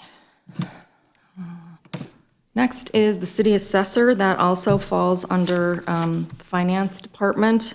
Obviously, we're all familiar with their department. They maintain property ownership information, appraise property, and administer property tax exemptions. Their services are all listed for you. Primarily their function is to ensure equity and fairness in property tax distribution. They need to maintain valuations at the median sales ratio of 90 to 100%. That's what they spend most of their time on. They also work with education and project assistance. Current issues, they too are implementing new software. It seems to be a theme. They're a little farther into the process. They are in year 2 of a 2-year project. This is their org chart. They have 12 positions, including the assessor, the deputy assessor. They have appraisers, and then administrative staff. Their personnel request is just a little bit of seasonal part-time funding. They hire interns in the summer when they're most busy to do appraisals. And they have capital. Capital is the year 2 of their new software system, CAMA, Computer Assisted Mass Appraisal System. And then this is their financial. The main change here is their new software maintenance. Starting with 2026 budget, the annual is going to be about $75,000 a year. Any questions on that? Mr. Peterson. Mr. Mayor, thank you. A loaded question. What do they need gasoline for? If they use their personal car, it's a reimbursement. I think they just go, that's a good question. Oh, actually, it's, I think we bill from the fuel pumps, we bill out to the department. Good answer, sorry. Yes, that's the answer. We allocate out the city fuel to different departments. So you'll see that in police and health and anyone. That's Did I my answer that loaded right? question, yes. So we have some indeterminate number of vehicles and pieces of equipment throughout the city. I would love to see what the pieces of equipment and vehicles are. I didn't see anywhere in this book, other than the requests for additional stuff. And my follow-up question is, well, if we're asking for additional vehicles, how do we know? Well, because there's a vehicle list somewhere that says these are going to expire. So recurring theme throughout this entire book for me is I need to know how many things we have and who they're appropriated to. So if we have fleets, and I realize if this can't be accomplished this year, we must have it by next year. I'm sure we have it. I think we do too. Ben manages that A couple very of well. departments have told me that directly, but I don't see it. So educational piece for me, I'd love to see those data points, because then I can justify buying new squad cars, I can buy new widgets, and I can actually account for, oh, this is why they have gasoline. Mr. Mayor, enough of me babbling, so thank you. Actually, when I think about it, I don't think we include on the sheet that we give you, but most of these are replacements. They're, as opposed to new. We should do a better job of identifying, like, what's a new piece of equipment that we're buying because we need, like, a new snowplow because of new area, versus this is 5 years old and it's on the recurring replacement list. So we'll do that.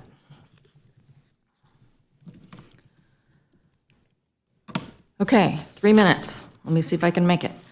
So municipal court, that also reports up to finance. I'm not exactly sure how that happened, but it does. So I work with Shiloh. She does a very good job at municipal court. They have jurisdiction over criminal and non-criminal violations of code. They have 5 or 6 sessions a day, Tuesday, Wednesday, and Thursday, and a little bit on one session on Monday and Friday. Courtroom appearances can be almost 100 a day, so they're very busy. Major services are listed there.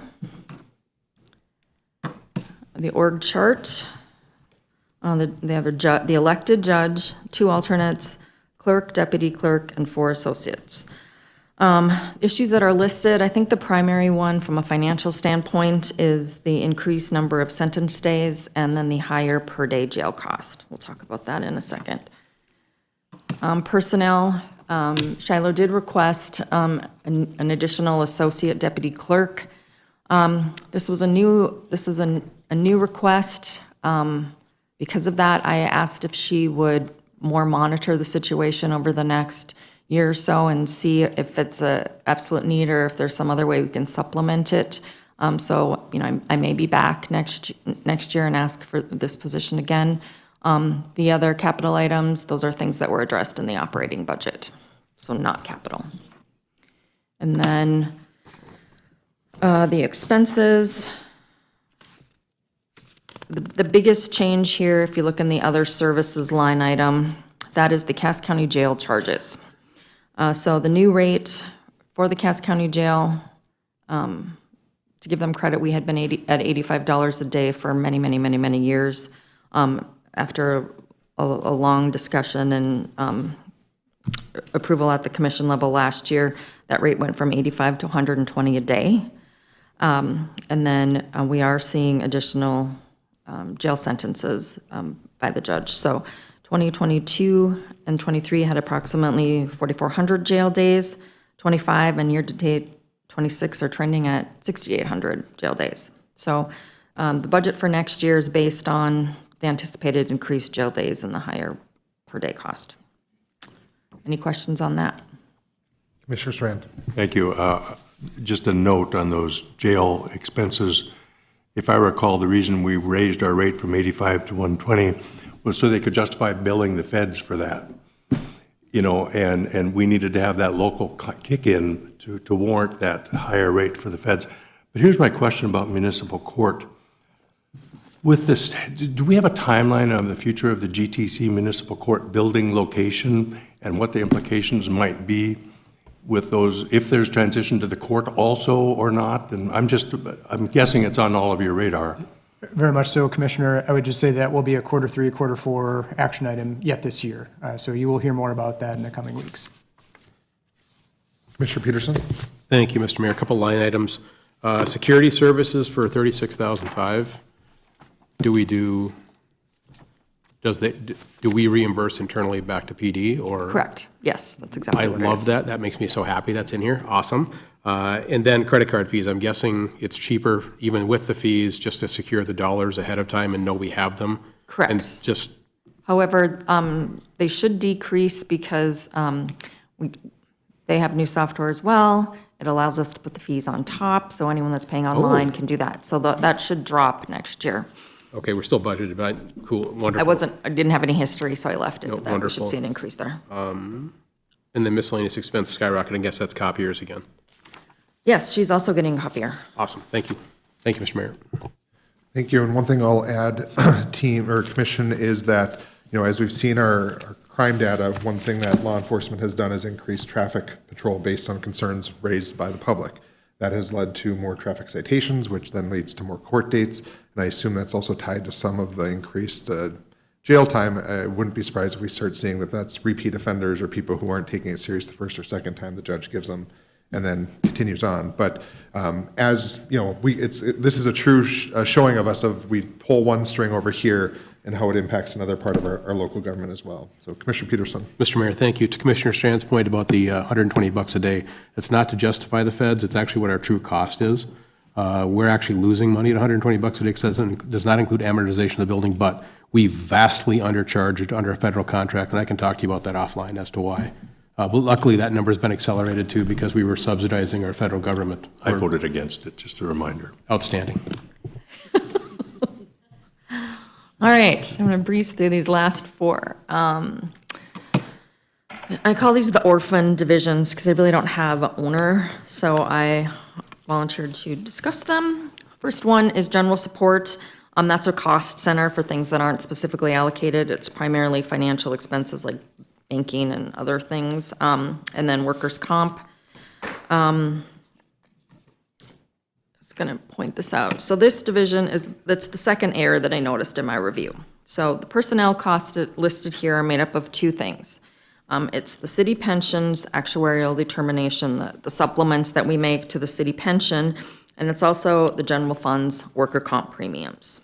So the actuarial contributions are down significantly due to the market gains. However, the workforce safety premiums, they're also down.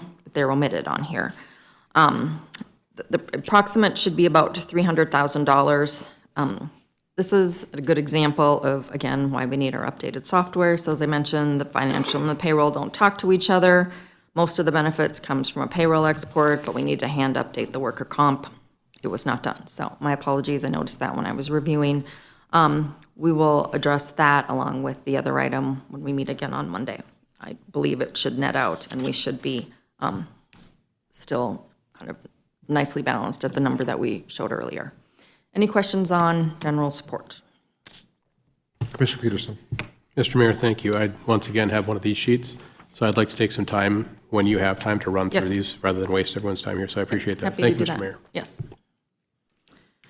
Unallocated is a budget convention. It helps us anticipate or reflect budget salary savings. So with our software, we have to budget as if every control position is filled 100% of the time. We know that's not true. We have vacancies. So we use this to estimate what our salary savings would be so that we are not kind of over budgeting, so that we're being realistic. The actual salary savings gets posted to the departments, so this really is only a budget convention. Any questions on this? Commissioner Peterson. Mr. Mayor, thank you. Educational piece, do we ever go back and use this as a slush fund, for lack of a better term? Or is it simply, as you just said, it's just a line item as a placeholder? It's line item as a placeholder. Outstanding. And then throughout the year, like, we go back and, like, we don't allow you to use salary savings. You can reallocate within your operating budget, not salary savings, unless it comes to this FAR committee. And there's a reason, like, because we're short on staff, we had to hire temp staff or something that's commensurate, but it's not a, So again, not a slush fund? yes. Great, you're going to make me cry. This is so great. Glad. Commissioner Turnberg. Go ahead. I've noticed, just noticing everything around me and how much it costs, that I do get a lot of mail from the city. Does this include public health and all departments, the postage? I believe so. I'm Yes. just wondering if, for $90,000, if there's ways we could not, I mean, even during campaigns, it's so much easier to go digital and have emails to people or something like that, which is free, compared to 90 grand in postage. Right.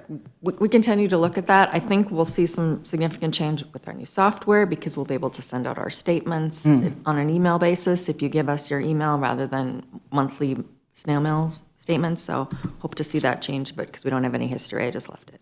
Perfect, thank you. And if I could add to that, I think some of it also ends up being statutory required mailed out information, like the new, with property tax changes and things like that, the state included that, where that's why we saw an increase of people paying attention to their property tax statements, because it wasn't just if you had a valuation change of 10% one way or the other or more, it was everybody received a property tax statement. And again, whether that comes from the county or the city or anything like that, but I think that's an opportunity for us to visit with our partners at the state about what, are there opt-out options, are there opt-in options, how can we reduce that burden on the local political subs, for sure.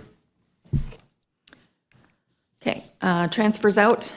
This represents funds that we're moving from the general fund, so think the sun in the middle, to the other funds for very specific purposes. I've listed here specifically what that is, and kind of the buckets are special revenue, so it's the city's share of some of these regional training, SWAT, BID, and the aerial drone organization. Debt service funds are to pay the debt on city parcels, capital projects. There's a couple internal interfund loans that we're repaying. And then the general fund subsidies for those enterprise funds who don't generate adequate revenues to cover their costs. Transit is the one we most commonly talk about. Also, the Civic Center. Given the status of the Civic Center, you know, I just left the budget as is, since it's still kind of unknown. Basically, that subsidy pays for their utilities. And so here's the history there. Any questions on this one, anybody? Commissioner Peterson, then Mr. Strand. Mayor, a question for you. So obviously, these are going to come up later in a separate form. Should we save our questions for then? I think probably prudent. I just don't want to be. If you're okay with that. Yes, Yeah, perfect. Thank you, sir. Okay. Commissioner Strand? With regard to transit, what's the lay of the land there? Is it increasing? Are we stable now with regards to the state support and Minnesota's support, or? Sorry, I have on here to say that and I forgot. So they're going to talk on Wednesday, but this subsidy is just slightly less than last year, so it did not increase. They'll talk about it a little bit. You know, they have plans to go out to legislature and see if we can get some more money.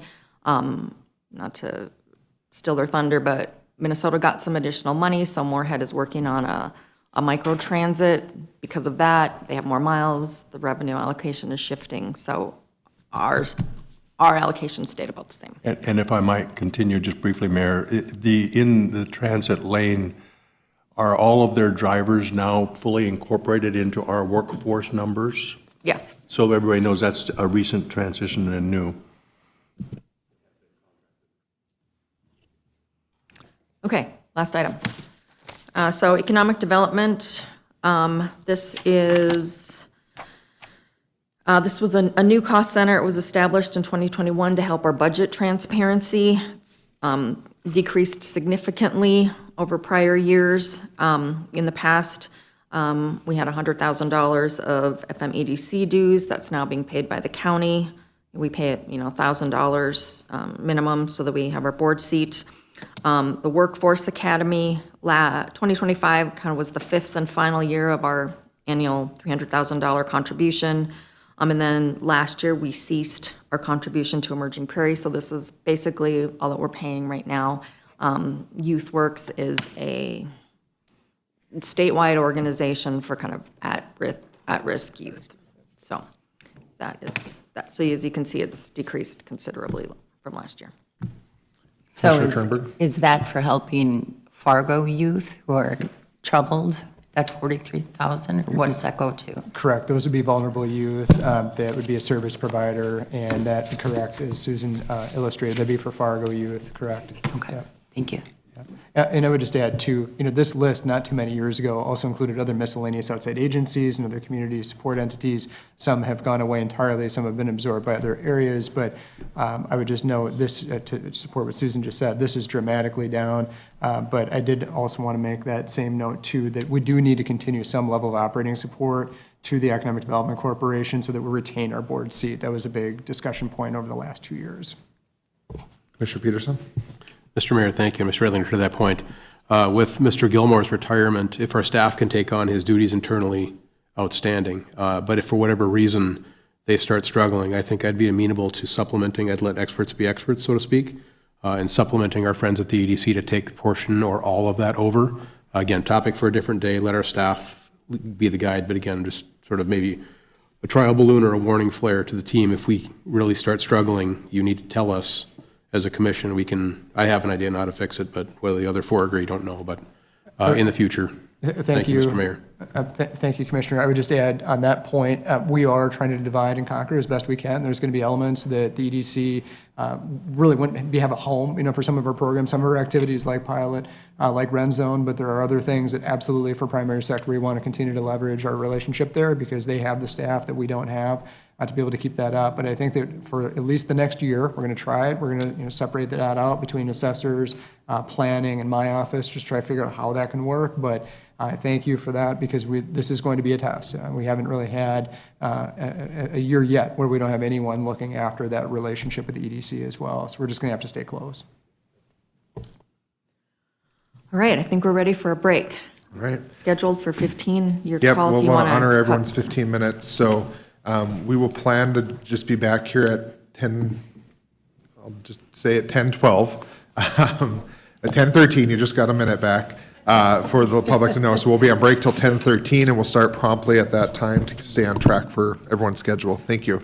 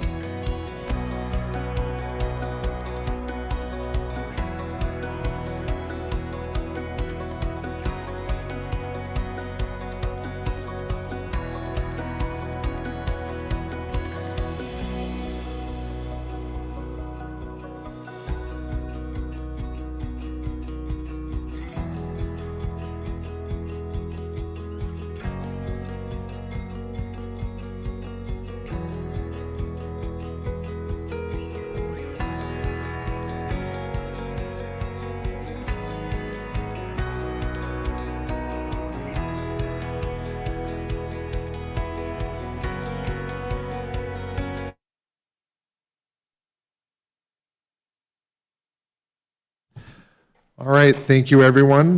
Since we have everyone seated at the table, we'll get started a couple minutes than we originally stated, but with that, we'll turn it over to Scott Anderson with our Communications and Government Affairs team. Thank you.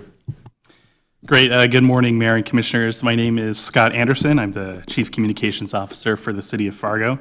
Having joined the city not quite 4 months ago myself, I first want to thank the Finance Department and the other members of the Communications and Government Affairs team. They've given me a lot of guidance leading into the budget this year, as I believe the first email I received about the budget was my second week in my role, so trying to get caught up as quickly as I can with that. And while I'm still relatively early in my tenure here, their efforts have given me an opportunity to review our department's approach to our budget and how we're looking at things. So just to give you a quick overview of our department and the things that we take care of here. We serve as the central communications and public engagement resource for the City of Fargo. The department helps ensure residents receive timely, accurate, and accessible information about city services, programs, and initiatives, while providing communication support and technical assistance to all city departments and staff, including our elected officials. The department oversees the city's external communications efforts, including media relations, public information, multimedia campaigns, website management, social media channels, branding standards, printed publications, event planning, and government access television operations, including the broadcasting and live streaming of public meetings, such as this one that we're doing right now, news conferences, and other community events. The team also supports citizen engagement initiatives and coordinates communication policies and messaging across our city departments. In addition, the Communications and Government Affairs team manages internal communications, emergency and crisis communications, and intergovernmental affairs coordination with local, state, and federal partners. So here you'll see the makeup of our team. We're currently made up of 6 members. Currently, 3 of our roles are vacant. It's important to note that while this team on the screen provides assistance to all 21 departments within the City of Fargo, there are other departments within the organization that have roles within them that serve some level of communications function. Those roles do not report to me, they report up through their department heads. So if you have communications questions regarding departments such as our public safety departments, our library, MatBus are just a few of those examples, those department heads would be able to speak to those communication roles and their complete functions.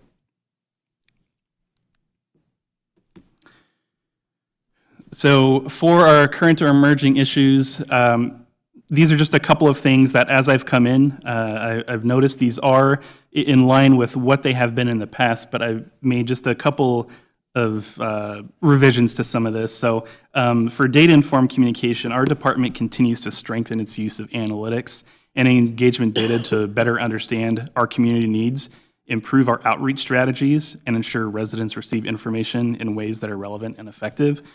This is an important step to what we do because it encourages our communication efforts to avoid that shotgun approach, just kind of throwing everything out there to see what works, in favor of a more efficient, targeted strategy that allows us to home in on what is actually working and making a connection with our community. By continually identifying what platforms and content formats actually resonate, we can become much more likely to share messaging that connects with our Fargo residents. And I know this next one is something that I've heard many of our new elected officials discuss and something I'm really excited to get more into, and that's our resident engagement and responsiveness. It's important for us to be improving how our residents can connect with our city government. This allows us to be that connection point that helps us be an open government that promotes transparency with our community. Again, events like this, our ability to be able to broadcast these to multiple different streaming platforms and on our government access channels, this allows our public to be even more engaged. And so this is a key point in what we do. Civic participation is also something that we're taking a really good look at and seeing what we want to do moving forward into next year. Our department currently works to expand those opportunities for residents to engage with local government by reducing those participation barriers and offering that accessible in-person, virtual, or digital opportunity that might exist. Again, this is something that I know in talking with the mayor and some of the other commissioners as well, we're looking to amp up, I guess I would say, our civic participation in what we're doing in the community in terms of public engagement meetings and things of that kind. We're in early conversations for what that looks like, but it is a focus for us in trying to get out there and make all of you more accessible to our residents, as well as other department heads and subject matter experts who might be able to help answer questions as to certain topics that are going on throughout the organization. Another thing that we need to make sure we're keeping our eye on is digital accessibility.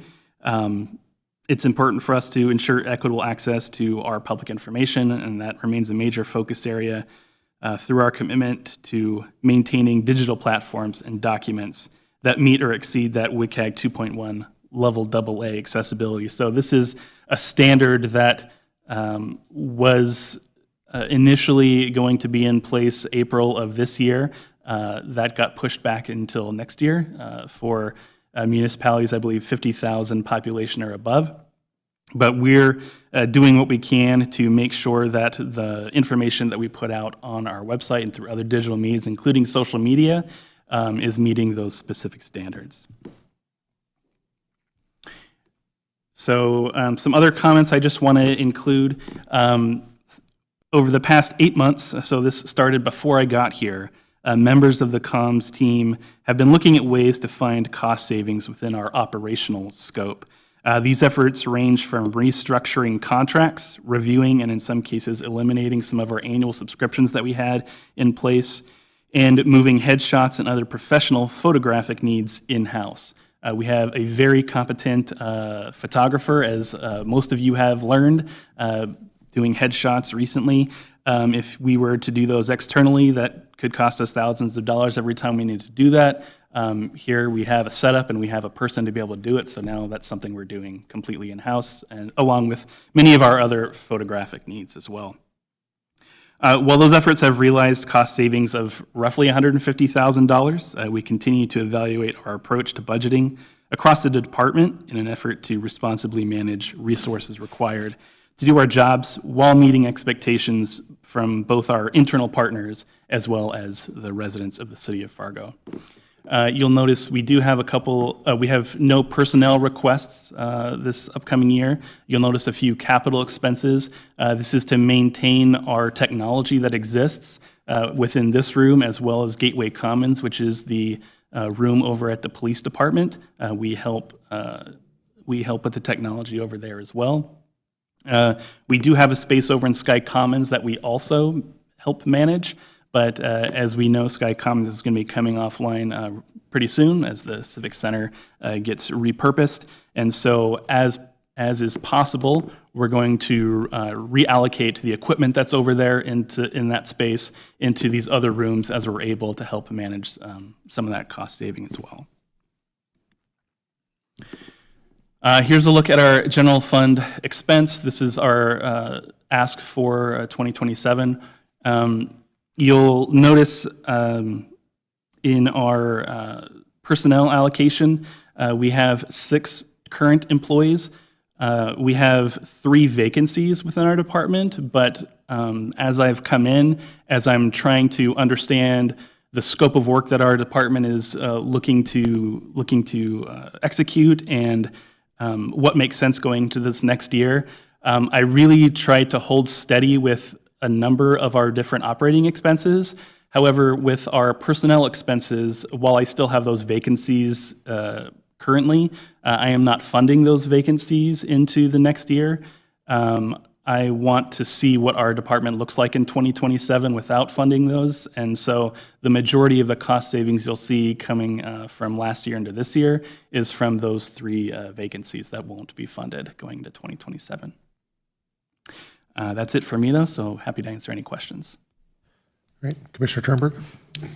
Yes, thank you, Mayor. How many comms positions are almost hidden in other departments? So for instance, police and fire together have one. Is that true? So police and fire together have two communications employees. What I would say is, I don't know if I would categorize them as hidden necessarily, but they operate on multiple levels. So with public safety, they are mainly communications focused. However, in other departments, I know they take on additional responsibilities outside of just communications.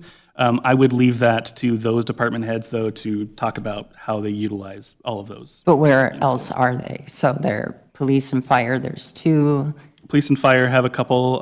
Matt Bus has one. Public health has one. I believe library has one.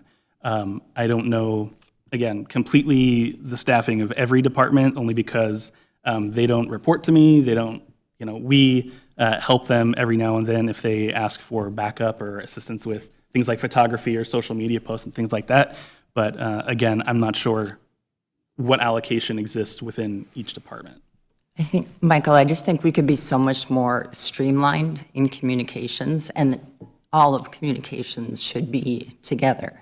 So then that's all under that budget. And I don't think we need as many people as we do to do. We don't need to post every day on social media. We've been told by local media stations that they do not want to feel like they're being in competition with us. We should just be a resource and not actually be gathering the news. So I'm just wondering if this is open to, as the city, to restructure this. Well, thank you for the question, Commissioner. As noted by Scott, we have had a pretty significant reduction, streamlining within what we have here, within the span of control of comms GA. I want to support what you just said. A lot of those other positions, I'm thinking of the one at the Fargo Dome, that is actually doing a bunch of other sales activities. It's not just comms. Health also doing event promotion as well as communication activities. So we'd be happy to answer questions about what happens outside in those other groups. But with the public safety piece in particular, we were simply trying to, in the last year, get that work closer to those departments that were consuming that without it kind of taking away from what was happening here. So not adding to it, but really just trying to keep it closer to the action so that those couple of staff in particular could report directly to the chiefs and really support them. So we have found a lot of efficiencies and economies, I believe, in the last year, but we'd be happy to just try to kind of separate that even a little bit more, just to describe how some of those functions really, I think we would find, are actually not as much comms as they are other activities as well for those departments, but happy to get into that. But maybe that's not the most efficient way to do it. Now, it seems like if the comms at fire and police, what budget does that come out of? That'd be both public safety sales tax as well as general fund, I believe. But we can And then confirm that. there's 2 police officers. So to me, it just looks like if we could do some rearranging and streamlining, we could really be more efficient. And we certainly don't need to fill the other roles that are open. So I think that's wonderful, Scott, that you've figured out how to make the department work without having to fill those. We look at some of our neighboring cities, and they're using an iPhone, they're doing video recording that way. We have nicer equipment than when I was at the television station. So there are ways for us to really, I think, tone it down and not spend as much. It's an important service, but it's not a core function. Other questions? Commissioner Peterson? Mr. Mayor, thank you. I think this would be time to I have a very limited number of questions regarding. Is that okay to jump into these quick? Okay, thank you. So your CapEx, for lack of a better term here, there's redundancy in what the requests are. Same thing over and over, right? So you go Commission Chambers, Gateway Chambers, and Commission Gateway. Can you walk me through the expenditures proposed on this happy sheet here? For your capital requests? Yeah, your capital requests. So you have Commission Chambers AV, Gateway Commons AV, then third line is Chamber and Gateway Communications Equipment. So I'm guessing it's different widgets within the same system, but can you walk me through? And if you can't right now, it's okay, just sometime in the future would be fine. And maybe let's do that. Let's have him in the future. I'll write it in my commentary for that one. But I think one thing that is prudent within this, you've got a number of line items, marketing, public relations, graphic design, photography, and web design. The one that caught my eye, all three caught my eye. But the big one was the $100,000 expenditure for the web. Are we not capable of doing that internally? This isn't a criticism, it's just simply a question. we're not capable of doing that internally, and so we're externalizing that, or is that, what is that? Is it maybe a better question? Yeah, so a number of those are web services. Think of contracts like Zen City falls under a web service contract.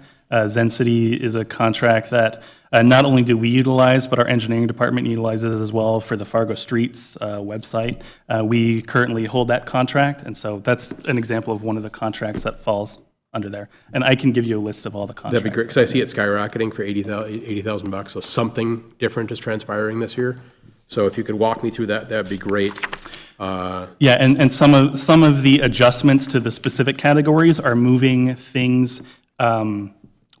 When I came in and I was looking at the budget, we had a number of different line items and categories that seemed to overlap a little bit. And so some of that reallocation of funds is me trying to line up, to take things from one line and add it into another line that makes more sense in terms of trying to describe what it looks like. I'm liking that even better. Okay, outstanding. So a lot of this is housekeeping. Yes. Love that. Okay, thank you. The other I'll thing that put- I think that they should get a lot of credit for is, as Scott mentioned, that $150,000 reduction. Our contract for maintaining all of this was like 24/7. I mean, we would have someone here in case one of those screens blew out. Like, we don't need that, and we can get by without it. So Brian went through, like, line by line. There's equipment that's old that we're not having maintenance. If it dies, we'll leave it till it dies, and then we'll replace it. We have backup parts with old ones that he can swap out. So they've done a really good job of trying to tidy that up a little. Mr. Mayor, one more thing. So thank you for reading the tea leaves, sir, and coming to us with a budget that made sense. Gratitude, and I realize sometimes it's very hard to do that, right? Because you've got people that have preconceived notions of what transpired before. I know you're new, so that probably didn't make it any easier. So from my one person speaking to you, thank you so much for doing what you did to make this a little bit easier for us. Thank you, Mr. Mayor. Any other questions? Commissioner Strand? Thank you. The math isn't quite making sense to me. If you have 3 vacancies that are not filled, but you have 6 or 5 people in your department right now? We have 6. 6. And we've had 2 move over to the police department, I believe, so That's that would take us to 2 more that would have been there otherwise. I don't know if any others have moved over or not. Sorry.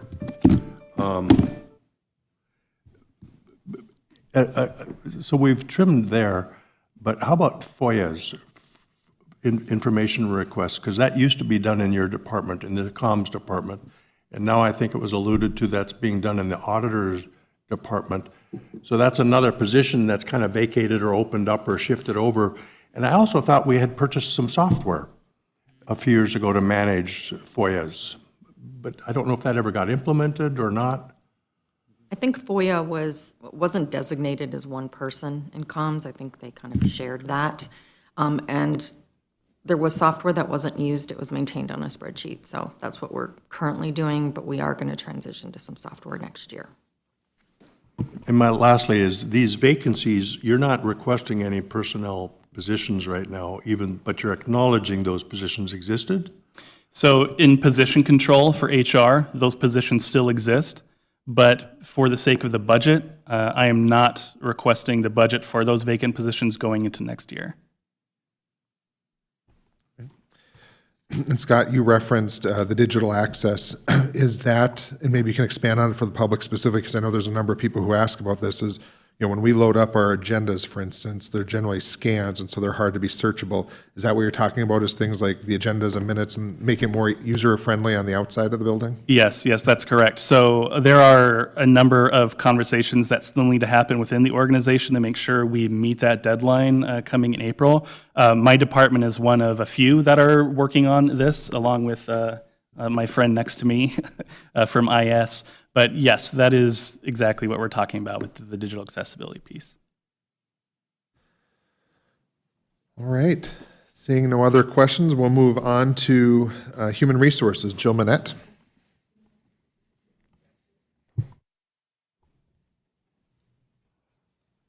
For those following along, that's tab 9, page 116.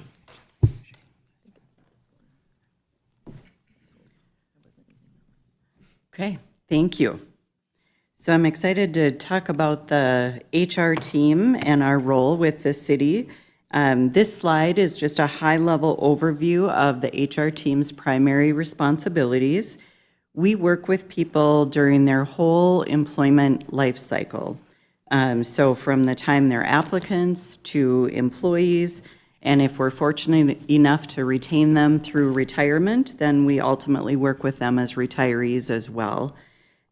We also collaborate with all levels of leaders across the organization to really try to create the best employee experience that we can here at the city. Just a couple of interesting stats that I want to share before we move on. So in terms of recruiting, in the last 12 months, we posted around 160 positions and have received about 3,750 applications during that time.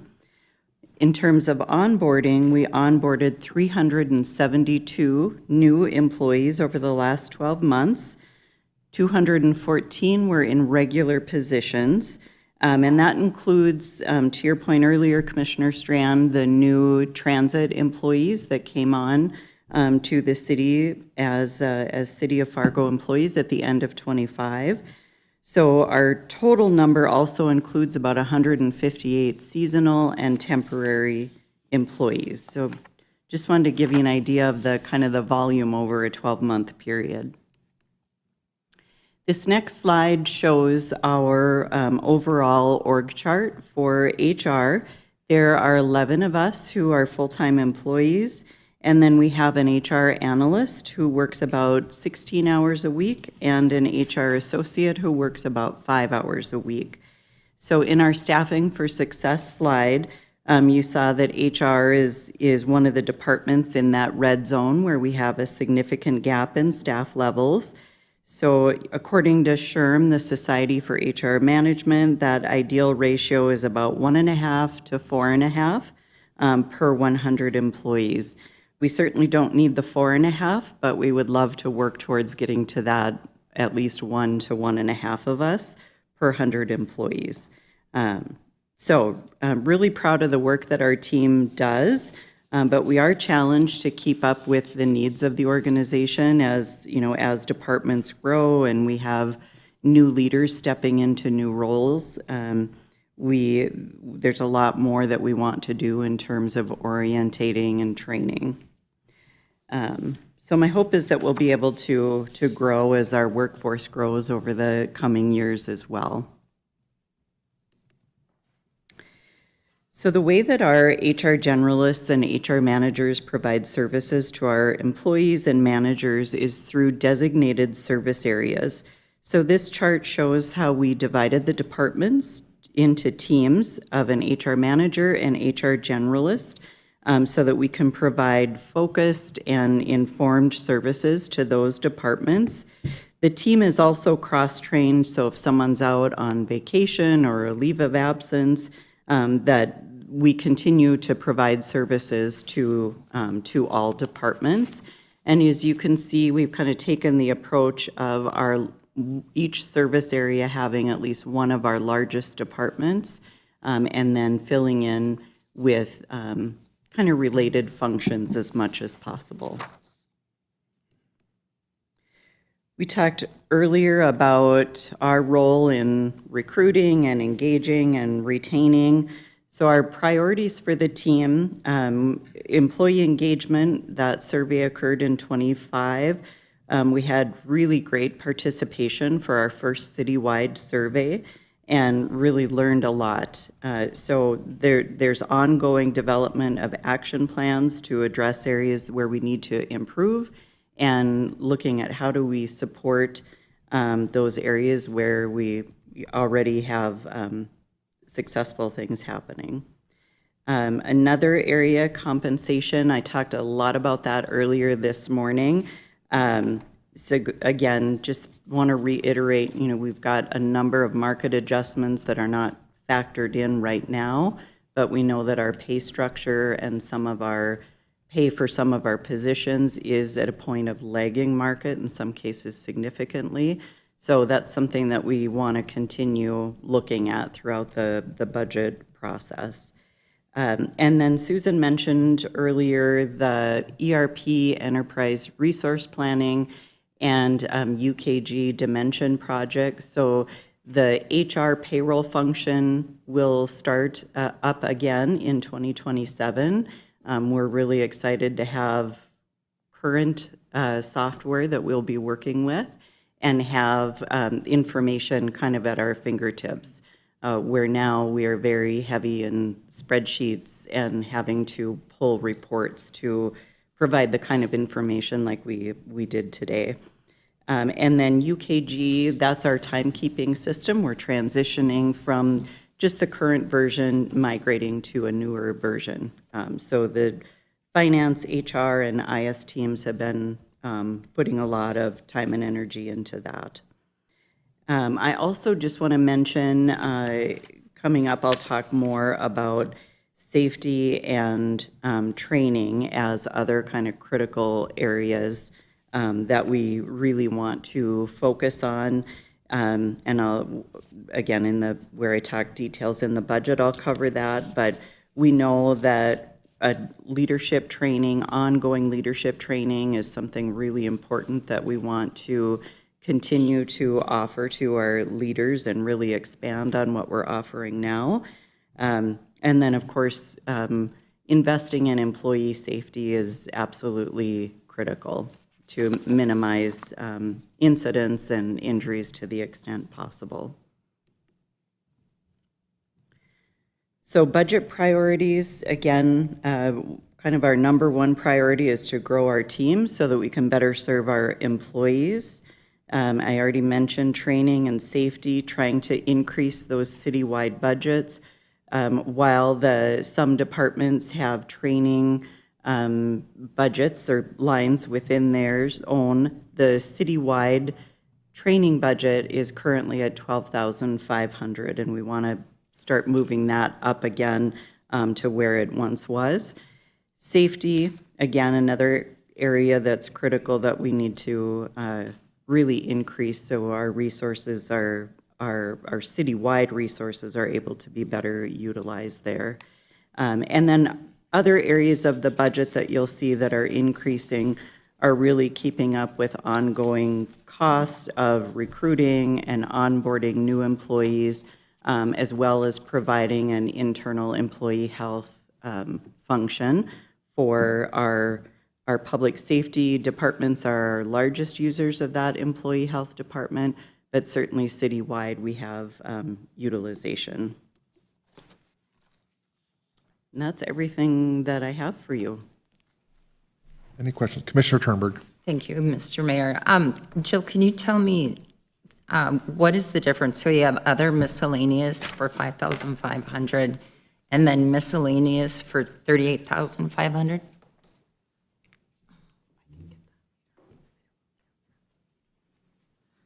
I think the other miscellaneous might be related to office furniture and computers.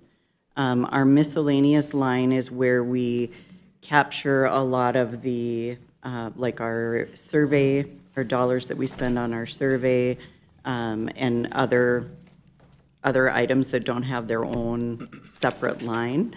But I think the other miscellaneous may have been capital, Susan, does that sound? But that's what's coming up. So you're saying you're getting The this coming miscellaneous, year? We're getting new capital equipment? we'll merge these next year, so we don't have other miscellaneous Sorry. and miscellaneous. The other is, I believe, their copier rental, the other miscellaneous. And then the miscellaneous is safety compliance, employee recognition, the event we have every May, and then an employee wellness program. So that's what those totals are. And then, I don't know what the 13.5 is, I'll have to look and see what that is. Could we maybe break those out? Yes. Going forward for next year? Yes. Thank you. Commissioner Peterson, then Strand. Mr. Mayor, thank you. You did touch on this a little bit, just as an educational piece for myself. The doctor's line item, is that what we discussed regarding the internal? Right? Yes. When is the last time we did a look to see if the math on that made sense? Just in recent months. And we've been collaborating with the health department because it's a shared function between health and HR. Fargo Cass Health? Yeah? Yes. Okay. And with our public safety departments, again, being our primary users as well. And so there are, right now, we bring those services internal to our employee health clinic. There are some opportunities for savings if we simply sent people to those clinics, but the sheer volume that we bring as an employer, it's been relayed to us from our larger healthcare facilities that their preference is for us to continue to have those services in-house. So that's an ongoing discussion. We are due for a new RFP if we're going to continue those services in-house. And through our last discussion, I believe that is where we have landed. Okay, I'd love to see the math on that, not questioning, just to validate my concerns and make sure that the math does work. So Mr. Redlinger may ask a question, whoever, love to see the math on that. Then we have a line item for other services at 70,000, wondering what other services represents. This is on page 122. And we can talk about that later too if it's an unknown. I think that's probably what I was referring to earlier, where we have again, our employee engagement survey is in there, our compensation consulting, so as we do our regional market survey, or looking at our pay structure, we have consultants that we work with for that. Those are the largest functions within that area. Fox Lawson or for the consultant? We currently use MRA. Okay. Yeah. So we don't do that internally? Okay, that's okay, I'm not. It's a combination. We do the job evaluation internally. Okay. But the market survey, we send out and have MRA do the actual survey. And then when it comes back internally, that analysis and costing is happening within our team. So a combo wombo kind of thing? Yes. Awesome. It's a Okay, thank you. combination. Yep. Thank you, Mr. Mayor. Commissioner Strand. Thank you. A couple of thoughts, questions. One is dealing with seasonal and temporary employees. I think you said the number 158 or something. Looking at the 2026 budget to 2027, there's a really substantial drop financially. Is that because we addressed the public health employees in the deck, that so many of them were categorized as temporary, and there was a desire to get rid of that categorization of so many people being part-time? Or where does this land? Are you looking at within the HR budget or citywide, you're saying? The HR budget, you went from 45,261 to 16,307 for temporary seasonal, but you had said, I think, 158 seasonal temporary employees. I thought I heard you say. I guess I'm wondering, I recall we had a bunch of employees with the engagement center that were classified as temporary, and I believe there was an intention to get as many of them off temporary status. Yeah. Did that happen, or? So to start with your question with HR, I think, I hope that that's actually an error on this sheet. We'll look at that. Okay. I think that that actually reflects what the additional dollars that were being requested for 27, rather than the total budget for our temp variable employees. So we'll look at that.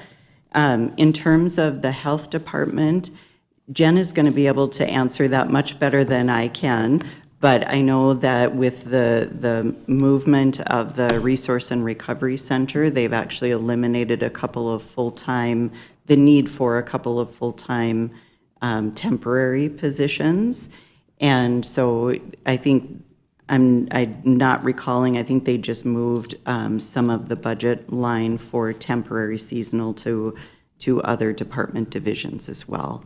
So But you'll see the specifics on that when. In the health discussion discussion. section. Which is fine. And with regard to, we had an overall discussion, an upper level discussion about overtime in the last few years. Where are we at with overtime tracking and management and budgetarily? How's that all looking right now across all the departments? That may be something that we'll need to compile and bring back to you at our next meeting. I don't have those figures? I don't, Susan, do you have? No, that's actually a pretty manual calculation. We did that, when was the last time we looked at that? Maybe this spring? So we can revisit those. You know, there's a lot of reasons why we have overtime with the seasonal, the seasonal work that we do. Engineering, for example, they work a lot in the summer for us to hire people to do all that work in the summer, then what do we do with them in the winter? So, I mean, so we've analyzed that, and really our percentage is pretty common with our peers. So that's the last information that I recall. And I have in my list, Commissioner, to run that report this fall, so you can kind of see two snapshots. We did the one in the spring. It's a dynamic situation, obviously, throughout the year, but per your early request earlier this year, we'll make sure to satisfy that and just give you a snapshot of what's going on, I'll say in September or October. Thank you. Any other questions for Jill? The question I have, and I should have asked it when we were talking about overall compensation, but just as we talk about that health insurance placeholder, we have the potential price increase. Do you have a date certain of when we will know that for how we can factor or not?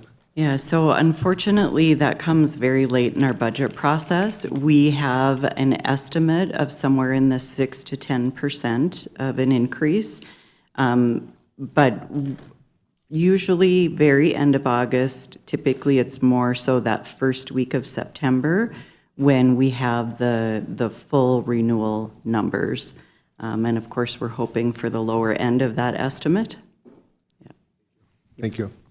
Commissioner Turnberg?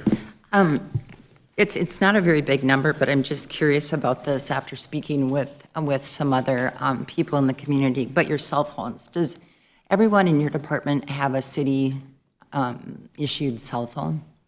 Not everyone, but we do have, I would say 75+% of our team does. And often that's for also communicating with, employees outside of work hours or with applicants, where we really don't want our team using their personal cell phones when they're conducting business or communication, texting with applicants, texting with employees. So we do have a larger portion of our team, again, I think somewhere in that 75+%, that carries a city cell phone. I'm just wondering, from a 50,000-foot view, if we couldn't save thousands of dollars by not issuing everybody a cell phone, because I know, speaking with the business owner, he said he just added another number to his current phone. Well, that could be an option. You can have many different emails off one phone. We all have smartphones now. Is it really necessary? And coming from HR, maybe it is, but, whatever is on my personal phone is still FOIA available, correct? Yeah. And this just seems like a great way to cut down on some of those, I don't think everybody likes carrying around two phones either, and if you're going to call it at one, it's going to ring no matter what, if it's the work phone or the personal phone. So is that something we could do citywide? I can take that, Joe. So we last looked at that topic about 3 years ago. We looked at a voucher policy for those employers that have created a voucher for the exchange for personal use of a personal device, but putting work-related things in there. We really elected at that time, due to open records, to really retain the information. So we really wanted to try to keep information that was city-related on a city device, just given the kind of framework of North Dakota law. That also becomes an IRS taxable event if we are to voucher that and say give somebody $50 or $60 a month to be able to allow them or allow us to use their personal device to be able to send work messages to. So really at the end of the day, and we can revisit this again, we really rely on our department heads to determine who should and should not have. I think that Jill's example is a good one in our professional offices that primarily have in-office workers. I'm going to say, yeah, that's probably 60, 70%, 75% would have city issue, but not everyone. And then you get out into some other departments and other areas, especially outside of public safety, where it just actually doesn't exist and it's not to a great extent. But we do have all of that data. We also had a question 2 or 3 years ago at the same time, concurrent to that, about the contracts and should we open it up to a different provider or should we continue to use our Verizon contract? that we've had for a lot of years. So it's a big question here that, just given the number of units that we have, but it's also one that we really rely on those departments to help us manage. But isn't it just overcomplicating because everybody has a computer, so you're doing your emails on a computer. You don't have to have the luxury of a cell phone to do emails. Right, So that's- do we all need a second phone? I mean, Yeah. I mean, if we're using our computers for that, Yeah, again, that kind of goes back to the department head discretion, where we've really relied on them to say, I really think that that inspector, in fact, needs a cell phone, and we need to be able to contact them after hours, and we need to be able to keep that city data on that city-issued device. but you're still calling them. I mean, whether it's in one hand or the other. Correct. Right, so it's not like you can't be contacted on your personal cell. That is correct, but we really try to keep those. Or those- adding another cell number to your own phone, so you separate Yeah, the two. We can certainly revisit all that. We did actually look at that too at the time. That was kind of a new offering, and to be able to add that on and append that. That was also deemed at the time to really not solve for the open records issue or problem, needing to be able to retain the information. So if someone was texting and we had a records request for that information, it would still be on a personal device, and we'd still have to be able to kind of get that device from the individual to go help comply to that records request. So happy to revisit that. I just know that the last time we visited about it, we really try to keep it to that lowest level possible at the departments to make that call and to really just be austere as they But they'd could. still be getting record requests off your computer. I'm Right, just your work thinking that device, or there's correct. some departments where it's just absolutely not necessary to have cell phones that have them now. I'm just thinking of ways we yeah. can Sure, stop the happy to bleeding. revisit that. Yeah, I think the last time we looked, we really had them where they should be and where they shouldn't be, but we did have a reduction, as I recall, some years ago. Mm-hmm. But we can certainly kind of take a scan of the universe again and just to see if there are kind Okay. of new ads that should also be Thank you. removed. You bet.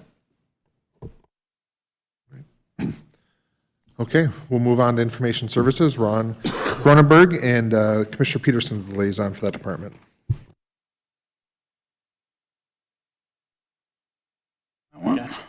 Good morning, Mayor, Commissioners. Thank you for your time and attention this morning. So my name is Ron Grunenberg. I'm the Chief Information Officer in charge of information services. Within IS, we have basically 6 functional teams. I'll go through kind of what they do. If you have any questions, you can speak up right away or we can handle it afterwards. So basically, Cody runs the desktop services, which is our front line. You've probably dealt with people from his team already, working with your laptops and your phone allocations and things like that.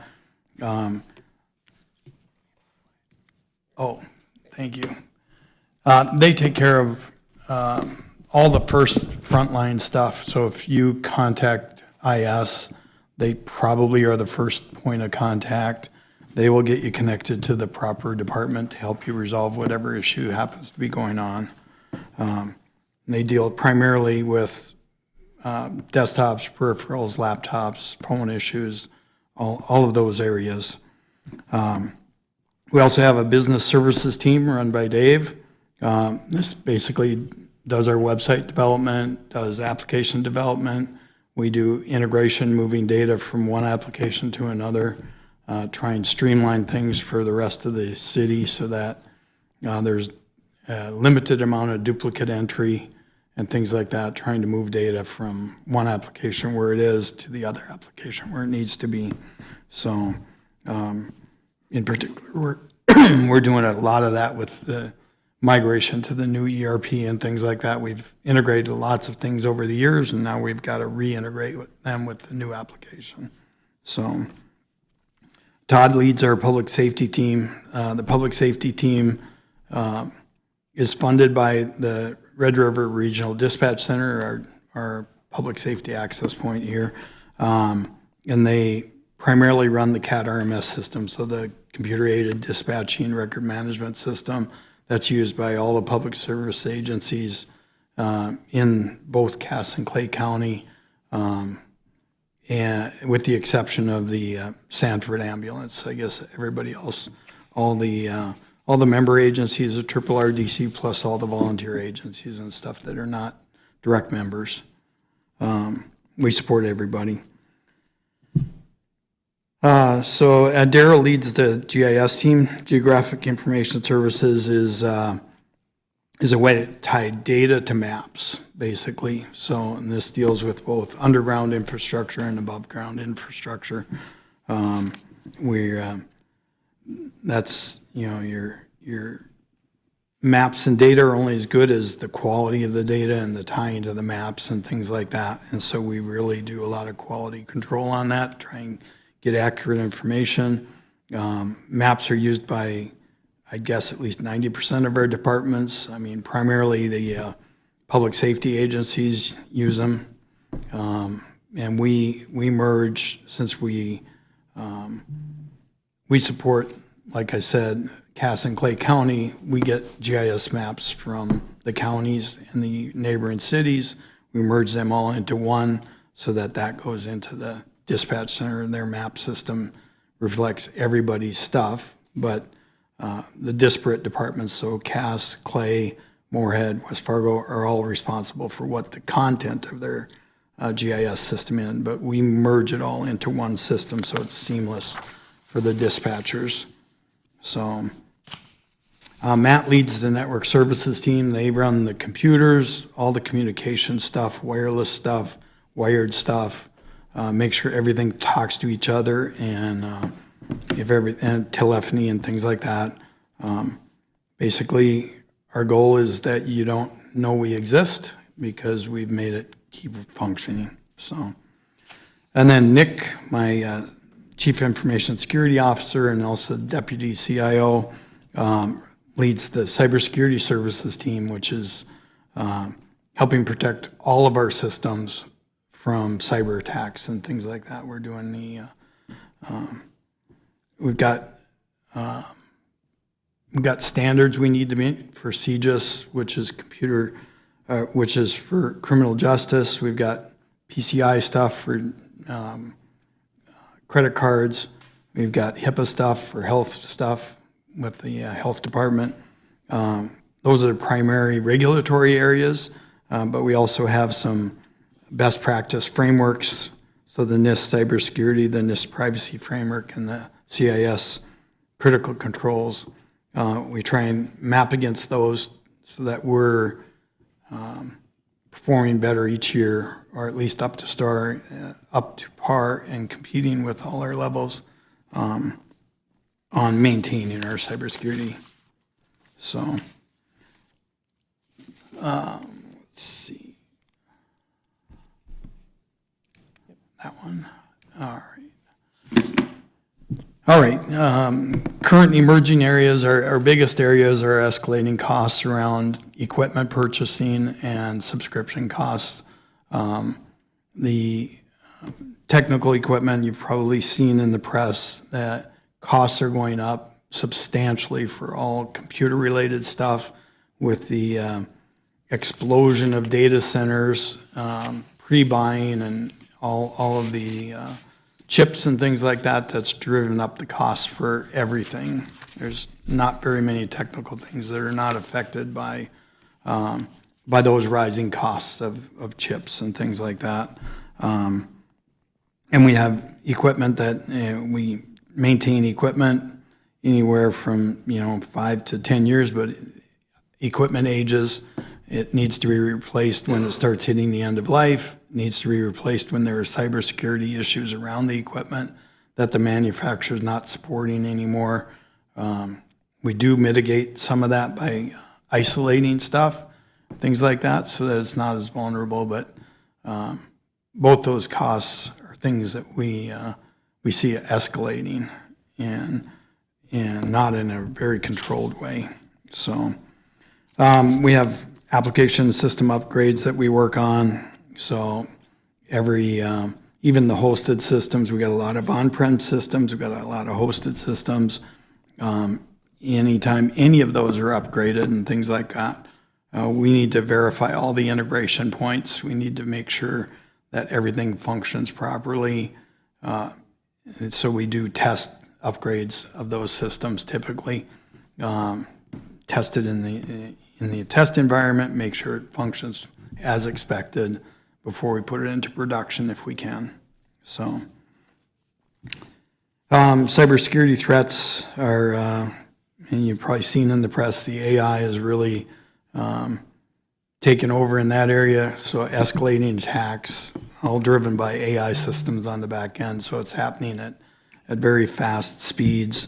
We do maintain a contract with a vendor that monitors our systems so that when we're not on-prem, then we still got somebody looking at stuff that's happening so that if something flags it, they will get notified, they will reach out to us.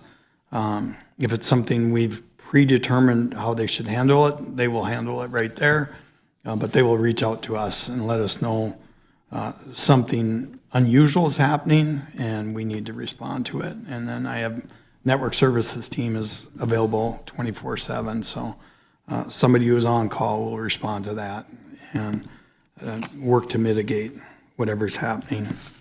A couple of major projects that are coming up are mentioned previously by HR and Finance. We're upgrading the Tyler ERP system. Our accounting system is Central Square right now. We're moving it into the Tyler ERP system, which is a hosted system. As I mentioned earlier, we've got a lot of integrations that we had going on. We're trying to make sure all of those integrations happen in the new system. And then our time and attendance system is moving from an on-prem Kronos system to the hosted UKG system. Same company, they merged, and they're moving everybody to their hosted system. That's a general trend for most companies is they're moving you from the on-prem system to the hosted system. Typically on-prem systems are upfront capital costs, and the hosted systems are typically operational costs. They tell you that they're saving you money, but in reality, if you look at the 5-year timeline on that, it's typically not saving you money. You're paying more money. We hold it out as long as we can, but at some point, they don't support the on-prem anymore. You have to move to their cloud system if you stay with that product, replace it. But a vast majority of the new systems are all going to be hosted systems. That subscription plan is the direction that everybody's going. So we got a couple of core systems that are going to be end of life. So our storage system, which is on-prem, supports all our servers and things like that. That's going to end of life in a couple of years. And so we're going to be replacing that system when it no longer is supported by the manufacturer. And then in 3 years, the phone system that we use is going to be also end of life. So we're going to start re-envisioning how we're going to do the phone system in the new, when we move. So right now there's a lot of desk phones out there, and in the future we might move away from that. So lastly, last couple of things, I guess, the Microsoft. So we've had Exchange on-premise for decades now, and our 5-year contract with Microsoft is ending at the end of this year. They have raised their on-prem costs substantially. So now we'll be moving everybody to Microsoft 365 because we'll save money. Even though it's costly, it's going to be the low-cost way to go. If we stayed on-prem, it would cost us more. So, and then the other thing is we do 24/7 support with my network services team, supporting dispatch center, police and fire, outside hours, and then emergency support for other departments like landfill and library if something significant happened outside hours, but generally those are not emergency events that I'm going to call teams in from their weekend to solve if it can wait till Monday. So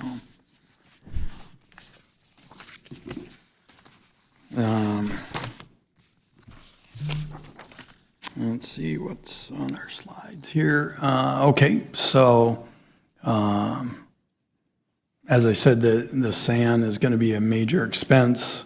We're going to need to buy that before the end of, before the middle of a year and a half from now, or 2 years from now, I guess it is.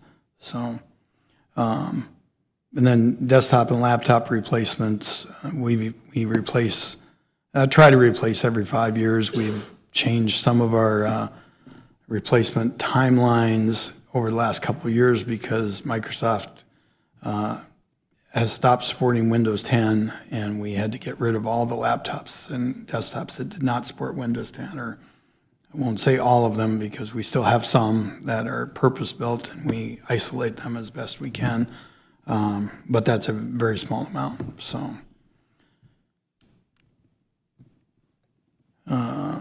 Wasn't much changes in my budget requests, so. Just, we support everybody in the city. We try and support them 24/7, like it says. We do planned and emergency maintenance, make sure the 911 systems work in all the buildings and things like that, because we've got the communications and stuff like that, phone systems, so. And that basically covers everything. Oh, that was on your slide. No wonder I was lost there. So, all right, I'm open for questions. You did a good job of trying to work through it, so nice work. I think we've all been there. So, Commissioner Peterson, any questions before we go to Commissioner Turnberg? Yeah, real quick. Obviously, I'm new guy, so I didn't help prepare the budget, and that's fine. Eagle View and then NVR. So Eagle View seems like a really aggressive price. Did we get the good guy deal on that? Why is it so cheap? So, so this flight, so each time we do flights, we try and partner with other entities. It's our port, so And it's our so- share. So this flight, we are partnering with the diversion and with West Fargo. And the Eagle View software will give us oblique views, aerial oblique views. Perfect, thank you. What's NVR? Educate me. So that's just like a DVR, only a network video recorder. It records all our cameras. So the cameras that are operating on our buildings all record to a device on-prem, and that records camera movement for 30 days, I think it is. Thank you. And then you did touch on this as well, something for the commission to think about. I'm a big tech person. I like these things. I like investing in this sort of capital. What you touched on was the accelerating costs of widgets. That's not going to stop. That's going to get worse. Is there a rationale for over-investing in hardware such as laptops, the widgets that you need, over-investing in the near term, knowing there's finite dates where they become useless, right? They become, like you said, paperweights. And I don't know how much dollar analysis or cost analysis you've thrown into this, but is there a rationale for overspending or getting closer maybe to your request and make it defensible, and that's going to save us X in 2028? Does that question make sense, sir? Yeah, totally. The problem with that question is you're asking me whether laptop prices are going to be substantially higher a year from now or 2 years from now than they are a year from now. And I believe that's probably true, but I also see that there's a bunch of big requests for chips for the data center stuff. They'll cancel the multi-$100 million request, and then all of a sudden that changes the whole economics of the chips. So I am fine with over-investing if that's the direction that you guys would want us to do. I don't know that I'd say it's even over-investing other than investing. The flip side of that is there's an end of life on that, and then we have a similar discussion 5 years from now, and you tell me, well, Ron, why are you asking for $1 million this year when you only asked for $200,000 last year? And I say, well, because 5 years ago we bought $1 million worth, and so there's some balancing there, as well as my team having enough time to deploy things, get people moved from their old system to their new system and stuff like that, so. So you're comfortable with this budget? I will live with whatever budget you guys decide I'm going to live with. Best answer ever, Mr. Redlinger. I believe in you. Thank you. Thank you, Mr. Mayor. Commissioner Turnberg, then Commissioner Strand. First of all, can you tell me what is the lifespan of a computer? Typical, even, Yep, we try and replace every 5 years, basically. do we replace on a schedule or do we Basically. replace as needed?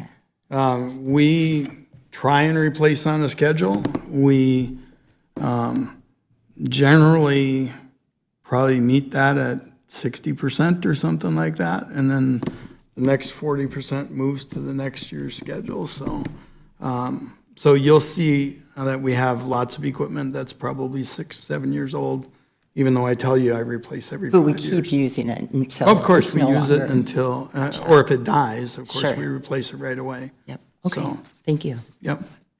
Commissioner Strand. Thank you. Initially, an observation and a question maybe. We have, I came from the school district. Commissioner Gullickson came from the school board as well. Commissioner Peterson came from the county, and Mayor Boucher came from the state. All of these entities, best I can tell, have different parameters and rules and regs for document retention, records retention, how long we store things. For example, I want to say that when I arrived at the city, about 6 months into it, I was informed that they purge our emails. And I had to have an extension through your department, so my emails don't get purged, along with the system purging. You know, my sense of the state law is record retention for 7 years, I want to say. And I want to say the school district, that was their implementation, was a 7-year retention of emails and communications. But I don't think we're there. I think we're way shorter than that. And I'm not sure how we mesh with state law or with our other entities, but I think that's a general topic to look at from, in a sense of record retention and storage. And then in the same lane, you know, we might at times have somebody ask us for proof of communications and documentation of emails and texts and so on. Then I think I found out at one point that our city-issued cell phones don't get scoured or scrubbed for record retention issues. So that just general topic to me is a really important big topic. How long we can maintain things, how we compare with state law and other local entities, and how we can get the most comprehensive record retention as long as possible. That's just a general topic. Last thing I'll note here is, and Commissioner Peterson, I think you're maybe somebody I'd consider the AI expert locally in an elected's capability. But every single conference I go to, there's somebody at the dais talking about AI. And I don't know, are we lagging your department, or are you waiting for permission from our department to go down that path of seeing what AI benefits could be to our city? Like, for example, rock crunching jobs, work that doesn't get done easily that we maybe need to fill with positions. I just don't know where we're at with the future of AI and where we're aiming and where we need to go. That's. You wanted to talk before? Okay. Okay, so I jotted some quick notes. If I missed something, you need to speak up. So email retention, actually, your emails, you can keep as long as you want your emails. What the email retention parameters are is 6 months. This is for our appliance that tracks all the emails that we have. But what you do with your own emails, we don't really limit or control. But we make sure that we keep copies of all the emails for the last 6 months so that we can search that really quickly and provide responses for FOIA requests and things like that. So you could end up saving emails forever if you want. And we can help you and show you how to do that. But so I get a request and your system goes back 6 months. Yep. well, how do they get the other 3 years? If, You know, that's my question is. if look, they just- wanted the other 3 years, we'd need to reach out to you and ask you what you had. And you have kept however much of that 3 years, you would need to find that, I think this is an issue we need to address.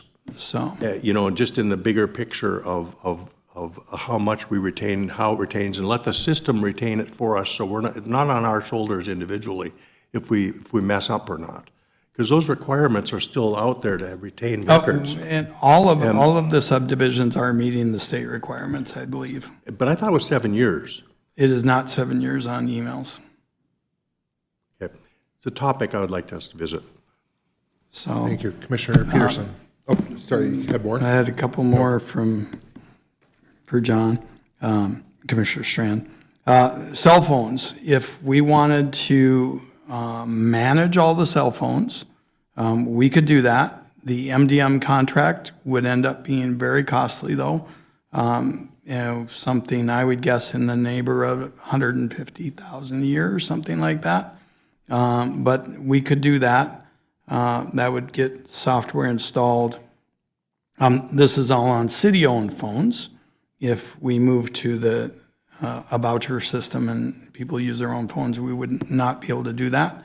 But we could get MDM software for all the city-owned devices, install that on there, and then we'd have full control of the systems. So AI, we're probably not leading the pack. We are looking at various things within our span of capabilities. We don't have infinite time, of course, so there are AI things going on. My hope is that things like the new ERP system will have AI things built in, and you won't have to do that with an outside system. We currently do most of our stuff with the Copilot. Microsoft does a very good job of providing some walls around what data is available, and it doesn't get out of our system or our control. Where other systems, you'd end up, that data that gets out into the AI system becomes knowledge that the AI system has, and the proper queries or somebody's wrong query would provide some information to them that we may not want them to have. So I think that covered everything, hopefully, Commissioner Strand? Okay. Commissioner Peterson. Mr. Mayor, thank you. First, high praise, Commissioner Strand. Thank you so much for thinking so highly of me regarding AI. I think it's overstated, but thank you. So this will be a topic I'll be digging into in the next year, not just coincidentally because of the portfolio, but I'm fascinated by this myself. I'll be talking about it when we get to transit as a side note too, just to sort of get the gears going. The other issue is if we retain X amount of years, it gets to be a data storage issue, right? We've got to have capacity to put it on something somewhere, and that gets to be prohibitively expensive. I typically kept as much. I think I'm going to replicate what you're doing. I'm going to try to deviate from that 6 months. I want to keep as much as I can because it's selfish. A lot of the things I do when I communicate with others is intentional. It's like almost a note-keeping system for myself, plus it shares, say I see a PDF that's prudent, I'd share it with Commissioner Strand, and then you'd have that, I'd keep it on my station as well. So I'll be downloading that myself, but long story short, I will be very curious to find out what we can do to use artificial intelligence to, I always said, to extract the mundane. People are fearful that we're going after jobs and we're starting to create these voids in the human capital area. That's not what AI, it's not capable of doing that yet to any great degree, but extracting mundane tasks, things like permitting, scanning a plan set through, getting a building permit in 15 minutes, this is all possible. There's cost to this, but the swing is, right, the analysis of cost versus benefit, and if we can't find employees, that really gets to be a wonderful thing. So I'm on it, Commissioner. Thank you. One other thing to add to your observation, Commissioner Peterson, is that when we're responding to FOIA requests, if we're searching through 6 months of data, it takes a certain amount of time. If we're searching through 6 years of data, that response to that FOIA request is going to take the software just that much longer because the amount of data it has to sift through. So, and it would sift through everything looking for things. So. And if I could ask, and I understand if we don't want to talk about it publicly, but are you able to highlight the conversations that were had last week with National Guard and the relationship we have from a cybersecurity standpoint?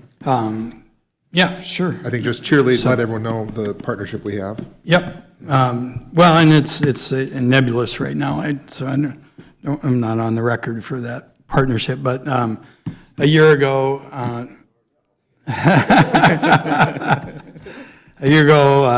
the CISO and I went to a National Guard national event called Cyber Shield, where they spend a week, actually the Guard members spend 2 weeks, and this is basically a real-time, live cyber event going on to train them.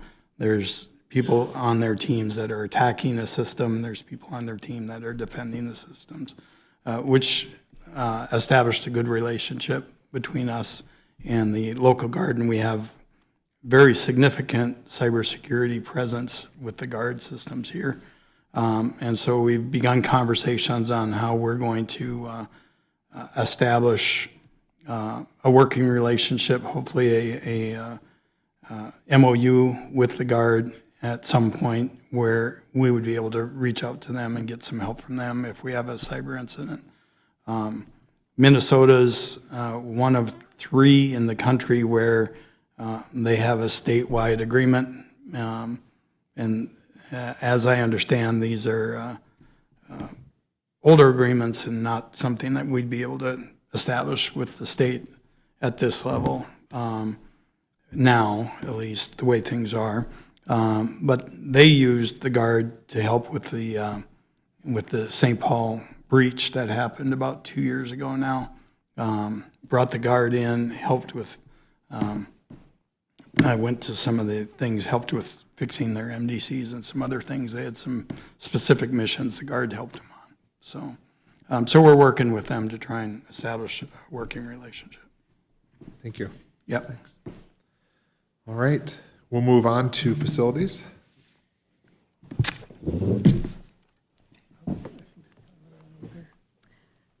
Good morning, Mayor, Commissioners. My name is Becky Majerus. I'm the Director of Facilities Management. So, department overview. So first of all, facilities is often misunderstood and sometimes not understood at all. I didn't know what it was when I decided to go back to school, but turns out I really like it. So our department overview, we offer maintenance services and or some ancillary services to 32 facilities in the city of Fargo. We also manage 24/7, 365 emergency on-call between our maintenance techs. Planned and emergency maintenance for facilities includes roof repairs, carpentry, painting, janitorial. For building systems, that includes HVAC, plumbing, electrical, fire suppression systems, generators, and elevators. And for grounds, it also includes lawn care, snow removal, and parking lot maintenance, among many other things. We are also an advisory resource for other departments, and we provide project management for capital repairs, renovation, and construction. A section of our team manages the physical security system, adding and removing access, assigning badges, et cetera, and evaluates security vulnerabilities across the City of Fargo facilities. 5 years ago, the Buildings and Grounds team consisted of 7 maintenance attendants. The team has been transformed over the last 5 years to include the Physical Security Division, a maintenance supervisor, a project manager, and my deepest apologies to Jeremy, a facilities manager. We reclassed that position a couple years ago. This has allowed us to grow from supporting 15 facilities in 2022 to the current 32. This structure is more capable of supporting a cohesive, proactive approach to facilities management rather than reactive emergency repairs. To better understand what facility management does, I've included our driving principles for our team. When we're deciding on a project or a task, we want any of our tasks to address one of these driving principles. If it's not, we need to rethink what we're doing. The first principle is to take care of the assets that are entrusted to us. Transitioning from a reactive to a proactive model helps to avoid many emergency repairs, which typically can cost 3 to 5 times higher than just maintaining your scheduled maintenance. The second principle is supporting the goals of the City of Fargo. This means not only supporting the overall goals of the City of Fargo and the Commission, but also the department-specific goals across the organization. Our third principle is making our facilities great environments for employees and visitors. A well-maintained facility reduces complaints and service requests, which pull technicians from their scheduled tasks. At the same time, overall employee comfort is increased and absenteeism is reduced when you have a well-maintained facility. And finally, we are preparing for the future. By tracking equipment conditions, we can avoid premature replacements, and we can extend asset lifespan by 20 to 25%. When I started 4.5 years ago, I developed these key strategic initiatives, which we are working over the course of many years, as there really was no formal facility management program prior. The 4 strategic initiatives are to create a knowledge library of facility documents, policies, and processes. Our facility manager created a SharePoint page for us, which consolidates our documents to one online location. Those documents are constantly being added, removed, and updated, so it is a living library. Second initiative was to collect information to implement a computer maintenance management system to record, monitor, and forecast our asset lifecycle costs. I am really excited to report that our CMMS was successfully implemented and went live this spring. We are now collecting crucial data to develop into a consolidated facilities master plan. To give you an idea of the scope of this CMMS, we started by uploading 2,400 preventive maintenance tasks across the facilities that we manage. Our third initiative is to consolidate vendor service contracts and negotiate cost savings. We are working very closely with purchasing to identify these opportunities as our contracts come due for rebid. And fourth, we are collaborating with other divisions to develop best practices and centralize facility management services. As facility management absorbs the maintenance duties for various divisions, we work very closely with those divisions' leadership to understand how they have been operating and ensure we have the best outcomes going forward. Current emerging issues. Big one is retirement and recruiting. Across the industry, we're seeing high numbers of retirements of maintenance technicians. The skilled trades are struggling to recruit as a whole, and given the vast range of knowledge that these employees have collected over their careers, finding qualified replacements is difficult. A new approach, such as front-loading apprentice positions, may be necessary to train our next generation of technicians. Second is cost of goods and services, and that seems to be a general theme. Since COVID, inflation and supply chain issues have dramatically increased the cost of goods and services. And while our budgets are capped, the cost to maintain what we have continues to rise, and we need to get creative to meet our minimum maintenance standards. And third is our deferred capital replacements. Facility management is not a revenue-producing department, and I acknowledge that fully. And the support that we provide is expensive because it's buildings and building systems. So when you consider building equipment replacement, deferred infrastructure replacements push the costs further into the future. In the interim, repair costs continue to rise, and the future replacement cost is only going to be more expensive as we defer these replacements. So personnel requests, I have no personnel requests. I did request an increase to our overtime budget. We had a very, very minimal overtime budget for a department that is 24/7. So I did request, I think it was 24, or was it 16? Sorry, it was 16. 16, okay, so 16,000 to cover some of that. And then under capital requests, you'll see multiple capital requests that are sometimes specific to departments and sometimes are overall for the entire organization. As you review the summary of the general fund expense and look at our budget historicals, please keep in mind that we have nearly doubled the facilities that we support over the last 5 years. And this year, nearly all of that 7.89% increase is actually a reallocation from the fire department as we pull their maintenance tasks under the facilities department. So it's simply a reallocation and not necessarily a budget increase for the general fund. Aside from just the Fund 101, we also manage the following budgets for Civic Center, Newman Outdoor Field, and also the Skyways that all have their own sources of funding. I think that's it. Yep. Thank you, Becky. Commissioner Turnberg? And then Commissioner Strand? Can you tell me, Becky, which City Hall parking lot you have a capital request in for to redo? That is the south lot, which if the Civic Center project goes forward to become the convention center, that is something that they are looking at addressing. I simply put it out there because we've actually requested it the past few years. And those of you that used it while underground was not available probably noticed the shape that it's in. But that could, once the convention center goes through, that could very well Yes, be a that part could of be, that, so. could be addressed. So Okay, and then do you, in that knowledge library, do you happen to have like a map of those 32 buildings, what is occupied and what we own and what we lease? Is there something that identifies those? most of our facilities are owned. There's only a couple that are leased. Within the document library, we have all of the CAD drawings, so we have like the floor plans and things like that. Oh, okay. We also have a summary of the facilities that we have, their locations, their square footage. Or how many for sale?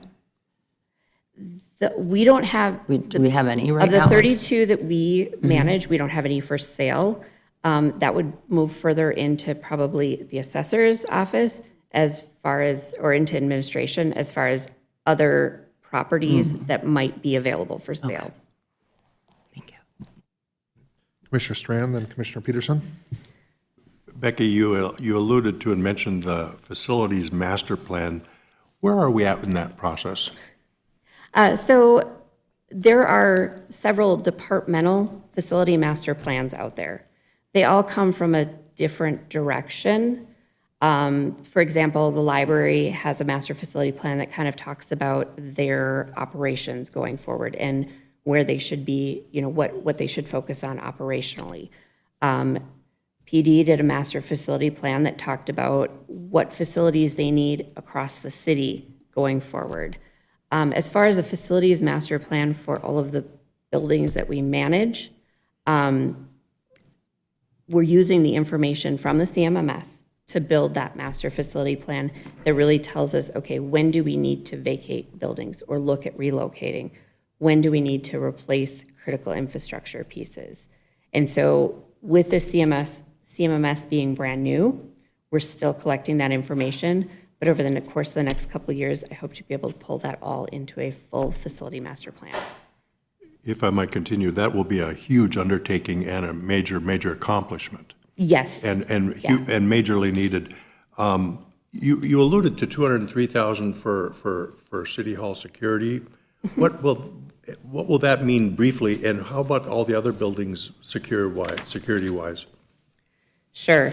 So that really came from direction from the previous commission as far as security enhancements that were needed in this facility. Again, it's going to be up to this commission to decide what the appetite is. The 203,000 was specifically to add some sort of metal detection, weapons detection. What is not included in that 203,000 is the additional personnel requirements that would be needed in order to man those specific stations. So that is not a comprehensive cost, just because I don't include personnel with my piece. There is another piece on there that's the security system replacement and or upgrade. The current system that we have is several versions behind.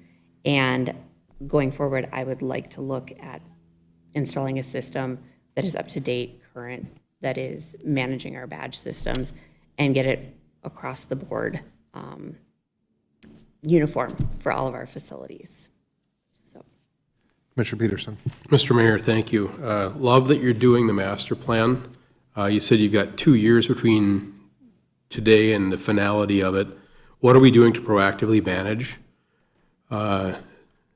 those emergency or potential emergency situations that may transpire to minimize our overall cost? sure. I have an amazing team of technicians. They are very aware of what is going on with each building. And so, number one, even prior to my starting, they already had a lot of things on preventative maintenance schedules.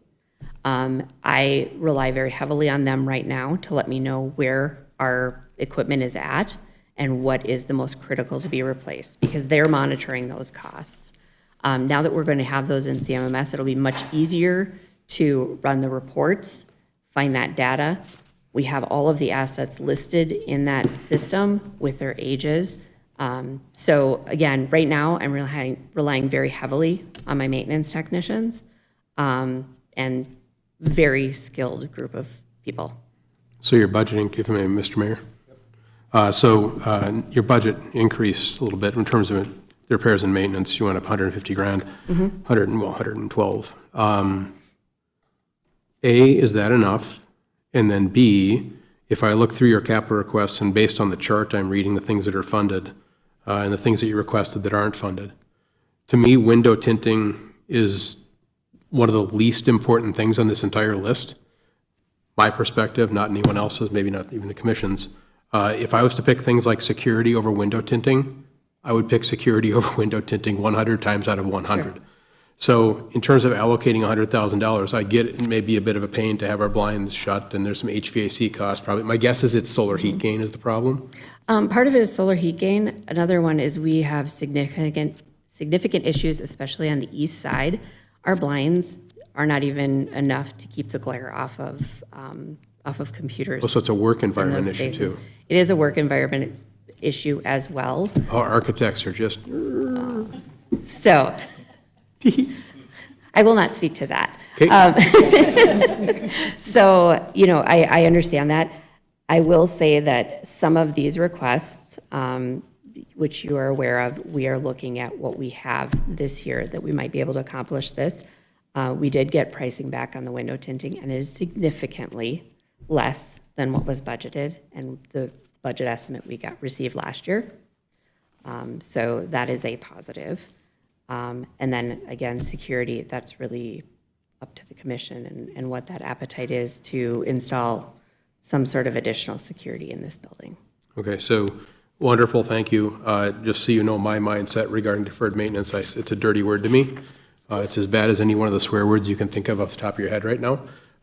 So if you ever in the future can finagle more dollars out of this commission for deferred maintenance, try to do that. I'm an advocate for you because deferred maintenance costs exponentially less than waiting, right? That is And you'll my- hear other elected governing bodies say, well, deferred maintenance, it's cheaper to build a new thing than deferred the maintenancing. Well, no, we should have not deferred the maintenancing, we should have fixed the roof.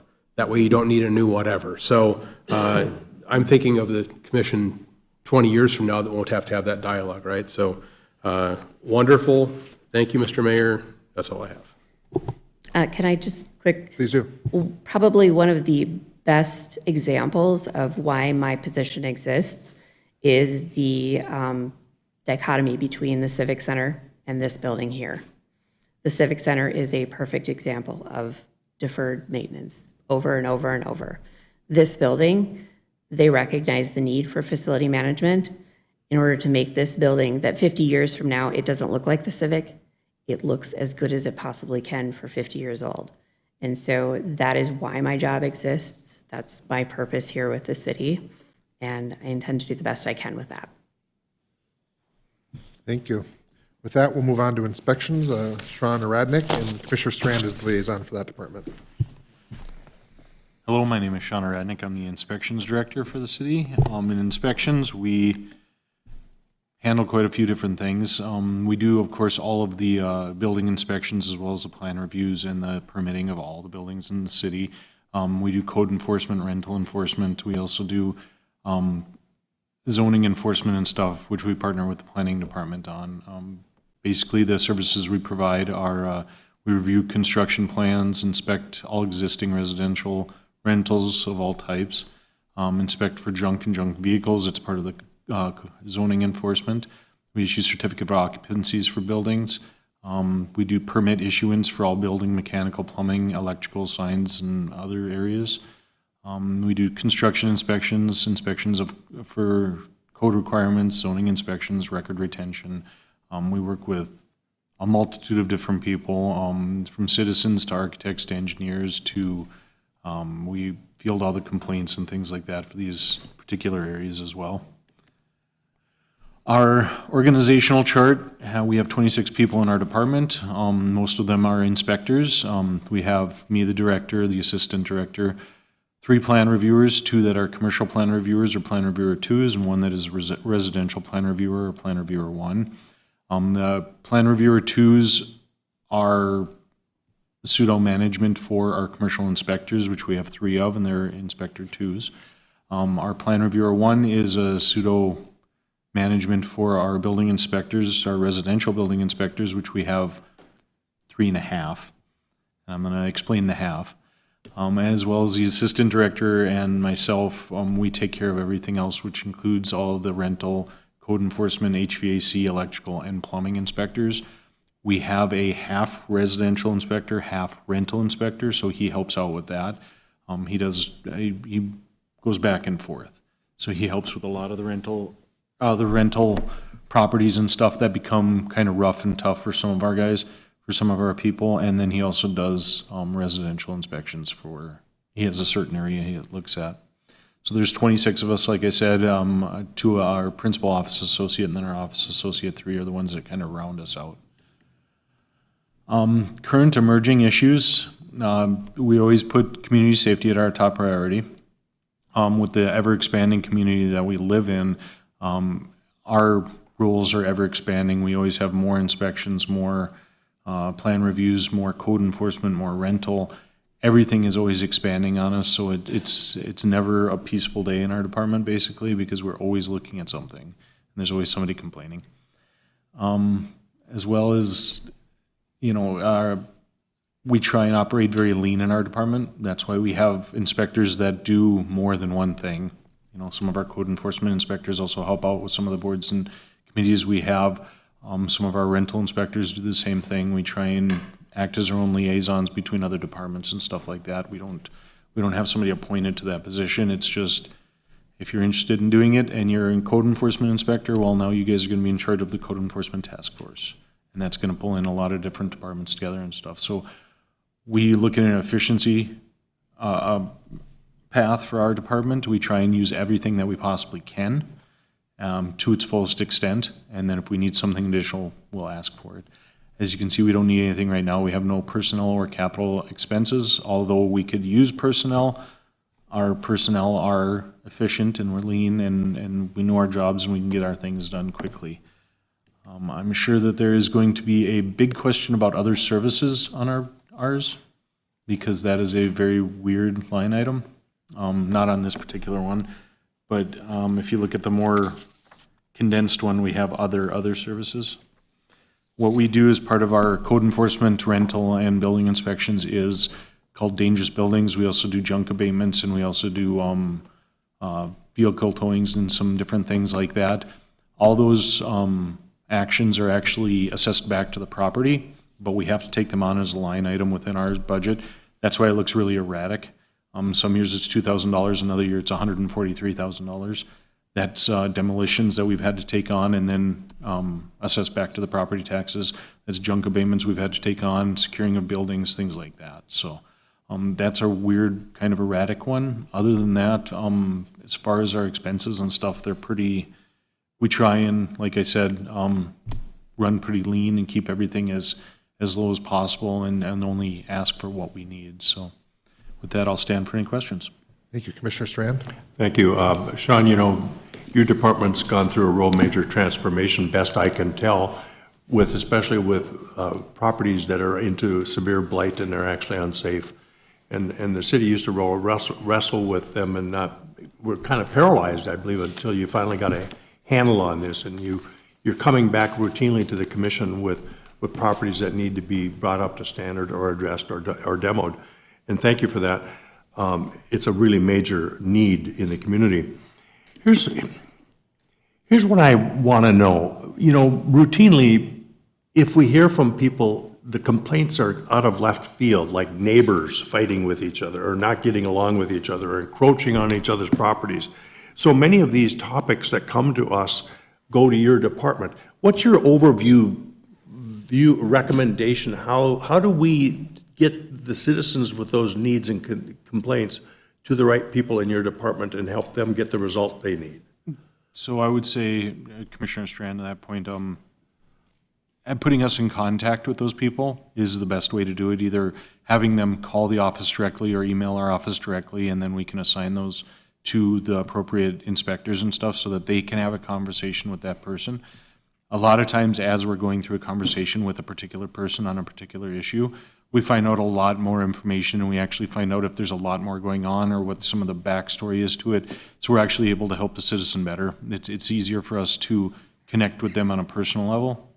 So in many instances, like we have a guy, several people, but okay, so we have an older gentleman. He's in his 90s right now, and he has issues with boats. He has 2 boats on his property, but he's also in such a state of declining health that he can't do much with them. So through our code enforcement activities, receiving complaints and talking with this gentleman, we're trying to figure out a best path forward for him. Well, he's decided now, because he has to do certain things to put these boats on proper parking surface, he's going to get rid of the boats, and he's actually looking at transitioning into care outside of his home because he's got significant issues and stuff. But sometimes our department is kind of a bridge that helps them understand that they need additional help.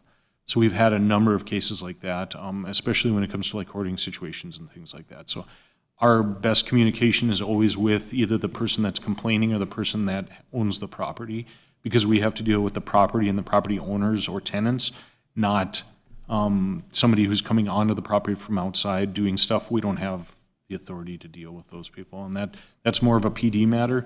It helps us address that and allow PD to understand what's going on. So My last thought and comment and maybe question is you have 26 people in your department that are out engaging with the public, and sometimes they're in pretty unsavory situations. You know, I've wondered in the past, like, can we get them hand-me-down like body cams or something? How do you address the risks that your workers and people are put into out in the general public? And I'm just curious, because it happens. yeah, and then the way we address that is through collaboration with other inspectors. That's why it's very important for us to have a half inspector. Not that he's a half inspector, but he only does half the job half the time. It sounds really bad. Anyway, we go in teams. A lot of times we'll take additional people with. We'll alert the PD of what might be happening. Say if we're doing towing, we posted some vehicles and it's 2 weeks later and now we're going to tow those vehicles, we will let PD know. And usually they either do a drive-by, or if it's a known person to them, they'll come on site with us and they'll stay on site with us. As far as body cams and stuff, we have looked into that, but a lot of our, let's say like rental stuff gets into very unique situations where we're there with authority to do certain things, but we can't show like a personal or their personal areas where we can go in and look at certain things. We can take pictures of certain things, but as soon as we have, say, like a body worn cam, then we're starting to show their personal areas, the areas that should be private, and it gets into a lot of laws like that. So we dance a line between that sometimes. So the body cams, we've looked into it, and it could be a good idea in some instances, but in some instances not too. But as it is, we try and flag certain areas if it's going to be a problem and bring additional inspectors or ask for PD support on it. So, Any other questions? Thank you, Sean. With that, we'll go to our final discussion today with Planning and Social Services.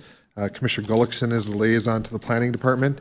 And I'll just preface with, we're going to be spending a lot of time with the planning staff over the next couple months as we look at the land development code, incentives, growth plan discussions to get us up on speed. So recognize that as we have questions and what, is needed today versus what will be ongoing, especially over the next month and two. So thank you, Nicole. Thank you, Mayor, and good afternoon, I guess, almost.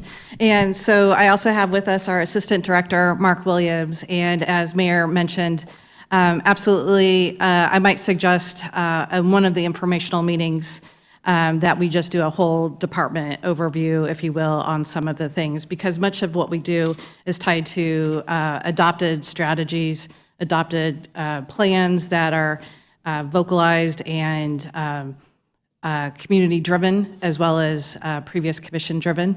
And so, obviously, there are big picture plans over 10 to 20-year visions and implementation plans. And so we're just part of that system as it's moving forward. So what we do, when we talk about our core mission and core why we exist, it can be broken down into master planning, permitting, grant administration, and the implementation of those strategic plans that I mentioned. 80% of our time is in that permitting business, if you will. So we are probably the only department that prioritizes site plan permitting. All the other departments, this is a generalization, is doing it on top of other things, on top of inspections, on top of their other core major job. And so our office kind of facilitates when things are coming in through entitlements, land entitlements, and that is very much dictated by the legal system, the Century Code, and federal laws, if you will. So property rights very much is a first and foremost component as part of the public process in that system. And so how are we governed? We're governed by the Planning Commission. So these are all boards that the mayor and the commission appoint, including the Planning Commission, the Board of Adjustment, Renaissance Zone Authority, and the Historic Preservation, as well as the City Commission itself. These are advisory committees. You might be part of recall some of the conversations, especially Commissioner Strand and Commissioner Turnberg. We had many other boards and commissions that we used to oversee, but the ones that are legally mandated are the four that you see sitting here. Our work is divided into four divisions, departments. Kind of like Sean, we split our people into overlapping duties, and we have 14 people on staff. As you will see in Jill's work, we are, that's the first time I've seen the percentage of shortage. We're 30% understaffed. And during the pandemic, we probably lost 50% of our staff. And so we have had high turnover and are more stable than we are now. You'll hear me talk a little bit about this as well. I've been the director for 8 years. Mark came over from Public Works, but was with the city. How long have you been with the city? 24 years. I've been almost 20 years. And so you do have some of the most long-term tenured staff as well.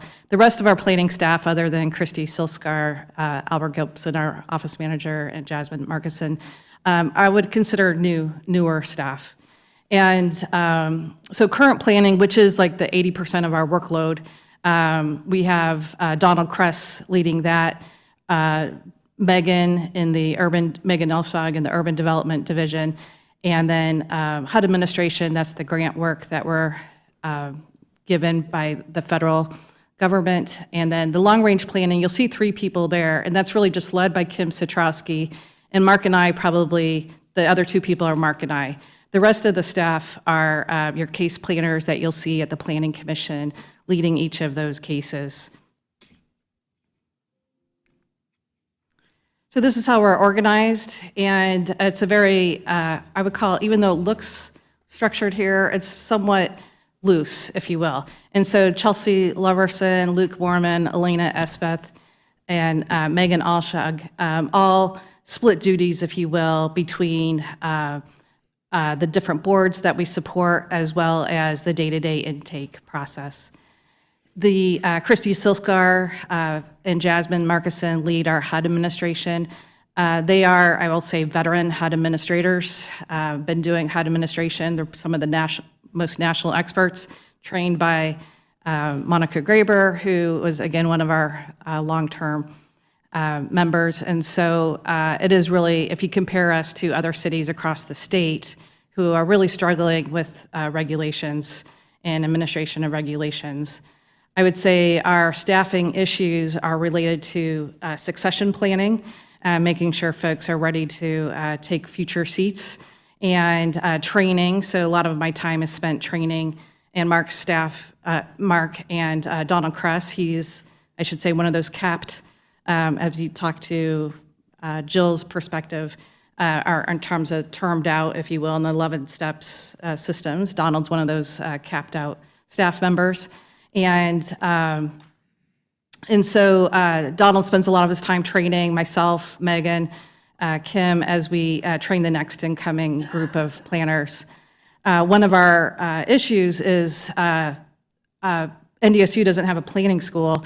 And so if you think about planners, we cross-train, if you will, into geography, demography, legal, finance, land use law. And I will say land use law is our most important thing, and why Mark and I exist. We have only 3, myself, Donald, and Mark, that are actually educated planners through planning schools, certified programs.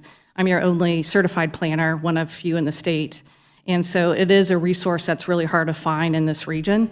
And so much of that recruitment is out of state or out of the city.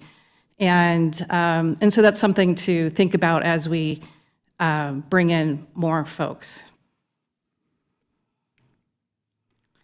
So our key functions really work, I'll speak a little bit about this tonight, and again, a whole informational meeting about how we work with other departments. We're one of your few departments that's external facing as well as internal facing.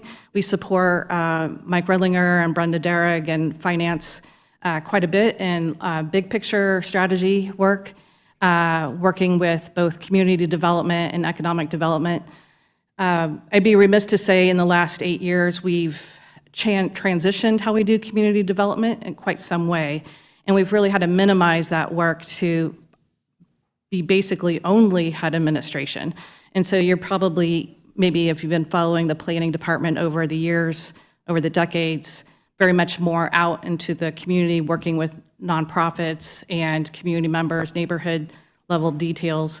And we've had to really retract some of those things to really just focus on HUD administration because it's become so complex. Again, it's very much a legal process and set by state and federal laws, and that gives us the authority to do zoning. If we didn't have that authority, we wouldn't be doing zoning. And we do, all of our strategies, strategic plans are built on robust neighborhood involvement that is quite in-depth. Mark started when he came back over from Public Works, we developed our own, if you will, capital improvement plan development. And so this is a list of those. When we did go 2030 and 2011, our previous comprehensive plan hadn't been developed since 1969. And then our growth plan in 2024 that was just adopted, the previous plan was in 2007, pre-09 floods.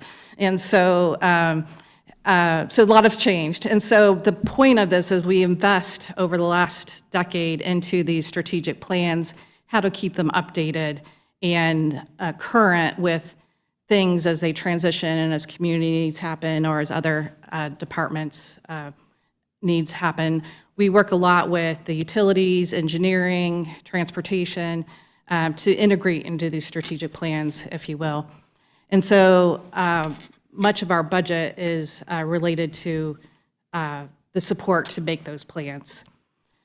So some emerging issues that I see forthcoming or that we're working on right now and that we are somewhat staffed and resourced for includes the new land development code, as you mentioned, as you've heard about, I know. And I should say most cities, this is about a 3 to 4 year process. We've been trying to do it in a year and a half. We might not meet that year and a half, and so it might take a little bit more. It's going to be hard consensus building as we move forward. The growth plan implementation, I'll talk about more tonight, incentive policy updates. The HUD administration, we have 2 projects. So as we think through, most of our work is built on 5-year, 10-year increments. So to change these plans or to change things takes time. So a year ago, the City Commission approved an action plan that includes 2 new HUD projects. One is Public Infrastructure Program, where we're doing alley paving. Will be in our core neighborhoods, in our low mod income neighborhoods. And so we'll be kicking off Madison neighborhood alley paving project. And then the other is using home funds for tenant-based rental assistance as opposed to new construction. And I can go into depth on why that is. And then much of Mark's work over the last year has been in parking operations as we transition parking operators. So we do manage the downtown parking, public parking. And as discussed, technology is a huge need. GIS, matching our parcel data with our assessor's data as we try to talk about the ROI related to incentives is a huge need. You'll hear more about that over the coming. And then really, as administration needs more support for things like convention centers or other things, sometimes that hits our way. And so our department helps support other departments, lawsuits, things like that hit our department. So my big thing in summary is we don't really have a lot of white space, if you will, in our department. It just really takes one illness, one big project to kind of take us off path. And that's probably the main thing that's changed over the last couple years. With that, I'll stop here before we go into social service funds, because that's a whole nother topic.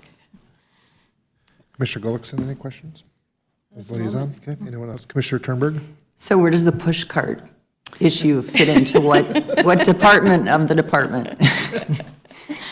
Great question. I would say that's part of the ongoing operations for downtown planning. So it's in our work plan for this year. And does that, and in all seriousness, is your department handling the new transition of how we handle parades, covering them and paying for them, or who is doing that? Primarily in. I get confused with the push carts and. Yeah, no, downtown issues as a whole, we could do a whole onboarding on downtown. I think one of the, I'll come back to that question, but as it highlights, one of the struggles our office has is we make these strategic plans that have a lot of public input, but then the implementation horsepower that takes. And so unfortunately, what we try to do is unmarry from those plans, because there's everybody's plan, not just the planning department's plan. And so as we go into operations, trying to find those partners to do the work to implement the things as part of the transition plan. So downtown planning as a whole is a tricky subject, but I would say from the push carts, that very much is in our work plan to update Chapter 18. It has been a pain in our side for quite some time, for decades. And then, I don't know, Brenda, if you want to talk about the other item. The other item you would have talked about is the event permitting is what we've been talking. And that's somewhat been led through our office, but really between PD and engineering, they've kind of been steering the conversations together. Where the trick gets, and maybe not to push back on Commissioner Peterson, but the trick really becomes when you have multi-departments overlapping and touching different ordinances, and that's where we really need city administration support and assistance over time, because we're all like looking for direction, and we're all looking for, we can self-lead ourselves and self-collaborate with the commissioners, of course, but when everybody's got balls moving in the air, we're squeezing other priorities. And so I constantly have to come back to, is it mandated, to set our priorities, is it mandated? Do we have a deadline? And is there funding at risk? And then who is being harmed or hurt? And that's how we spend our time. Commissioner Strand, then Peterson. Thank you. I'll just acknowledge the department and the role these folks play in our downtown discussions. We meet monthly with a whole bunch of stakeholders, and so much gets handled and addressed and vetted in those downtown discussions. People have no idea how far-reaching those topics are, and thank you for your work on that. Here's my question. You, Nicole, I think you said you have 30% understaff positioning you're short 30% in your department. And yet, you're losing, not losing, but we've seen a lot of folks transition to our neighbors, like to West Fargo, to Moorhead. You know, I'm not going to say they're cannibalizing our staff, but we're losing really key players. How do we address that? How do we keep your folks in their departments? And what are our biggest ways to bolster up your department and not only fill the vacancies, but keep the ones you have there so that our neighbors don't hire them away after you've done such a good job preparing them for the world out there? Great question. I think, I would say we've lost 2 to Hennepin County as well. And I think it's a nature of emerging professionals and their transient nature. And as part of giving them those hopes and dreams and goals that they can attain. And it's a tricky subject that I look forward to working with your team and HR on more fully. Commissioner Peterson? Thank you, Mr. Mayor. Outsider looking in, I saw your department as a catch-all. So when a thing would happen, they'd throw the thing at you and say, figure the thing out. I think that's how you have increased retention. I think you get back to doing what you're supposed to be doing and not all the things. That's anecdotal side note. You touched on the parking issue. I noticed, and I heard you say you're still going to be involved in parking, or did I mishear you? And if that's the case, you are. Yes, There's we're no- fully involved in parking, and I would say Mark is most involved in parking. So whether he likes it or not, probably. And I was actually hoping that wasn't the case, which is why I see a 0 in your allocation here, went from 60,000 to 0. I was hoping we were housekeeping that into another group, but that's not the case? Funding it is. So I'll let maybe you or, Parking is actually a special revenue fund, so all of the parking operations is in a 200 level fund, 240. We'll talk about that on Wednesday. Wednesday. Yeah.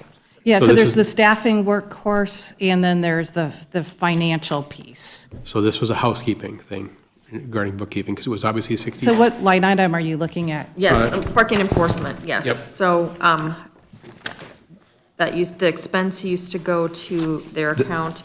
So as one of the suggestions of the account consultant that we hired, and I don't disagree, they said, why don't you keep all your parking stuff in one spot, which is true. We used to keep parking fine revenue in the general fund. Well, that didn't really make sense. It should go with the parking. So we tried to combine all of the parking revenue expenses for the budget into the 240 account. I like that a great deal. To help Thank you. clarify that, 60,000, like what Susan's saying, when we did our parking study and onboarded our new parking manager, the idea was consolidating all these funds. And that fund actually paid for on-street enforcement, while there was a parking enforcement fund that paid for the facilities in 241 account. Oh. So we're combining those, Okay. That's what I'm saying, okay. because we do on-street and off-street Roger that. enforcement. Okay. Thank you. Thank you, Mr. Mayor. Great. Any other questions?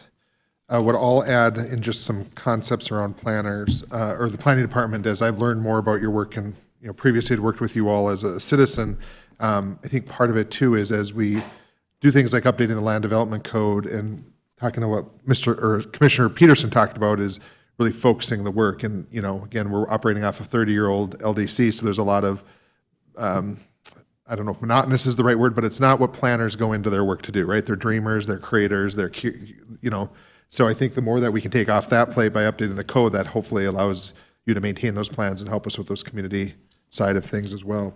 Can you talk also to us about, I know there was some significant changes with the census. Is it just specific to Fargo, our relationship with the federal government, or is it the whole metro area in terms of just some of the things, whether it's dollars that we receive or how the federal government looks at us as a community? Again, is that a Fargo thing, metro, and then I think what does it's that the mean? Council of Governments, MSA. I don't know, Michael, or as our population, it's a metro, hits MSA capacity. It's most affected at transit and MetroCog. The planning department isn't as affected, nor is HUD as affected yet. But I don't know if you want to talk to, That's a great summary, and we are tracking that with MetroCog, so just for the commission's benefit, just know that we're tracking that at the staff level, but then also the policy board will have some conversations about that and the implications, not just next year, but 2 years, 3 years, 4 years down the road. But hard to believe we're going to be right on the cusp of another census process here in 2030 as well, so we'll be right there. But Nicole's summary is very good.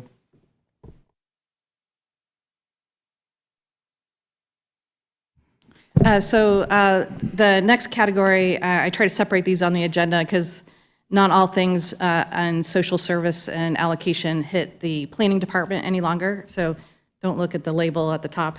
And so in your packet, you'll see in your binder, social service allocation. And that has migrated over the decades quite some time. And over the last, I would say, 8 years, as we renovated our HUD administration, we also cleaned house a bit in the social service allocation funds and worked with the previous commission as part of that.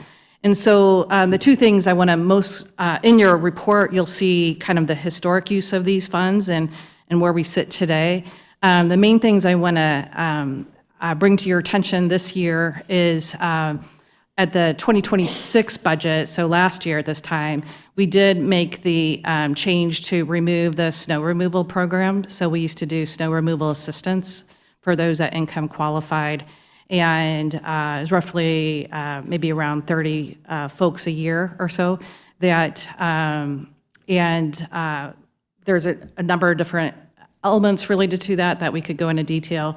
And then the other is what I would call a current policy on partnerships with non-government organizations. And so you'll see line items in the budget related to the Arts Partnership, the Indigenous Association, the Community Land Trust, and the policy there is really, you can think of these organizations a fee in lieu almost. They're providing that support that the city staff can't provide. And so if we want these entities or programs in our community, they really do need a metro-wide match. I know like the Arts Partnership matches in combination with 2 other cities, and it's in a metro-wide approach. Same with Indigenous Association and others. So I do know those are probably up for discussion. I just want to bring those to your attention. They've always been somewhat controversial, so I just bring that up at this Nicole, point. do you want to advance the slides a bit? Oh, sorry. There is a separate section for social services. Okay, This there you is go. the end of your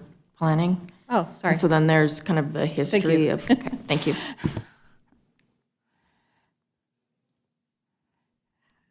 So probably the biggest line items are the support with the Downtown Community Partnership. We used to have a city department downtown planner. We no longer have that downtown planner and instead really rely on Rocky Schneider as the DCP director to help manage the day-to-day economic development kind of management of downtown. And then, and I'll let you read the rest. But I know I don't want to go over, you're short on time, but I'm glad to talk through. And it's hard to look at the 5-year history because you've got some CARES and COVID money kind of in there a little bit. So I'm glad to provide any questions that you have on that. Commissioner Peterson. Thank you, Mr. Mayor. So when it comes to these situations or groups like this, I always ask for more data. My logic is no more complex than, how do we know they need $210,000, right? How do we know they need 90, 30, 45? Without the data of their books, how can I justify spending $1 on any of these, whether we agree with it or not? So my question to the team leaders would be, prior to this or sometime in the near future, right? We've got technically till September, but October, whatever. I need more data to understand their finances. That's the only way I'd support any, and I'm not even going to talk about their mission. It's simply, it could be for anything. It could be for giving money to the Chad Fund. I'd need data to support that because that to me makes sense. So whatever data you have that can justify this investment, please share that with me. And that's inclusive of the boards, so the members of the boards, the decision makers, and then the finances behind that, please. Thank you. Commissioner Turnberg. Thank you, Mayor.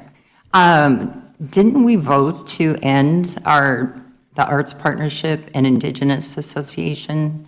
And then also the Human Rights Commission, would that have been included in here as well? And why do we have money put aside for the Arts Partnership and Indigenous Association when we avoided those committees? Sure. So I think they're different than the commission work. So this was work outside the commission work.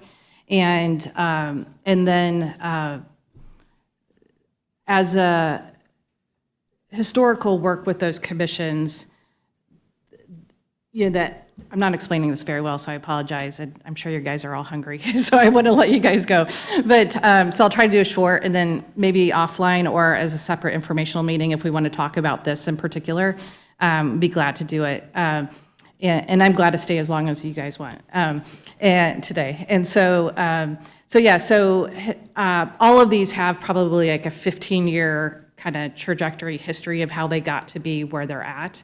And so, yes, you're correct. The work of the Native American Commission was ended, and the work of the Arts and Culture Commission was put on hold. Fargo Youth Initiative was transitioned. And so the work of those boards, the community work and the staff support and the budget of those were all zeroed out. These sit outside the commissions of those work. So is this basically us doing charity to these different organizations? it's supporting to some degree, it's supporting their operations to work metro-wide. And recognizing they're doing work that we used to do on behalf of the city staff and on behalf of the city work. And some of them, like the Arts Partnership, goes all the way back to Mayor Furness era. And so there's reasons for each of these requests. And If I can quick jump in to your first question of what you're seeing. So as you can see on 2026, the Arts Partnership was approved with the 2026 budget. And so there's a difference between that board work that we've been working on and that community aspect. And so those funds have been carried into the 2027 budget. But isn't that almost the same as what we were doing with Juneteenth and Martin Luther King Day, where we stopped funding? no, this is a little different than that. Yeah, so you're correct. We did stop funding that work. That stuff has all been zeroed out. This is, the Arts Partnership is specifically to the Tri-Cities Metro Grant Program. So they do a arts organizations granting program that West Fargo and Moorhead and Fargo pay into, and then they offer grants to arts organizations. So this is our partnership. I'm not doing a good job explaining it, but that's our contribution, and I don't know if Commissioner Strand, you probably have longer history with it.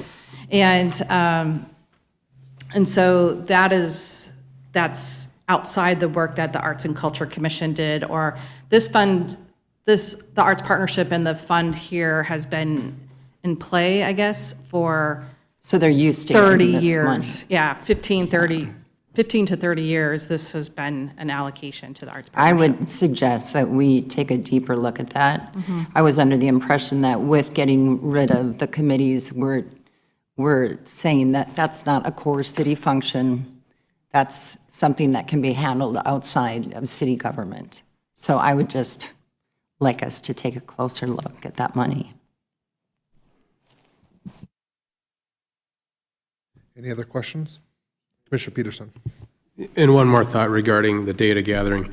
It's also the contribution weight.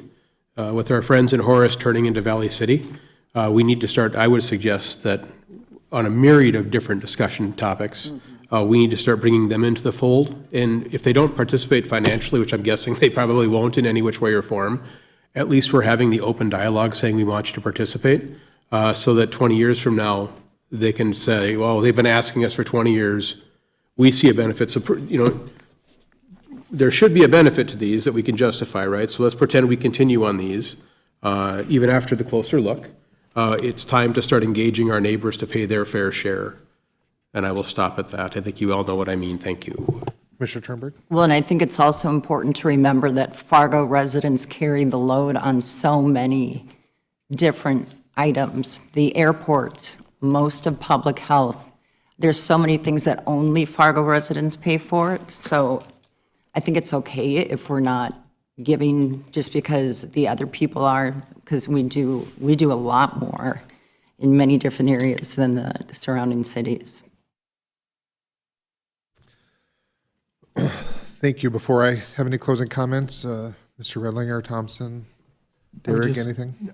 Not a lot to add. We'll see you for day 2 tomorrow. Thank you for all the time today. Again, we understand it's a significant amount of time, but just as we were doing today, taking good notes of questions you have. If other questions pop in your head tonight as you're thinking about this, please send our way, and we will schedule some follow-up meetings. But please know that this is exactly what we were hoping for in terms of informal dialogue, and to be able to get questions to the table earlier rather than later in our process. So thank you for your time. Anything else? All right, with that, again, yes, we'll be at 9 o'clock tomorrow. I know it's been a long morning, but appreciate department leaders and administrative support in this. I think the more information we have, the more information the public has, helps us make good decisions. So appreciate your time and endurance, and we'll see each other later this afternoon for our commission meeting, but then again tomorrow morning. Thank you.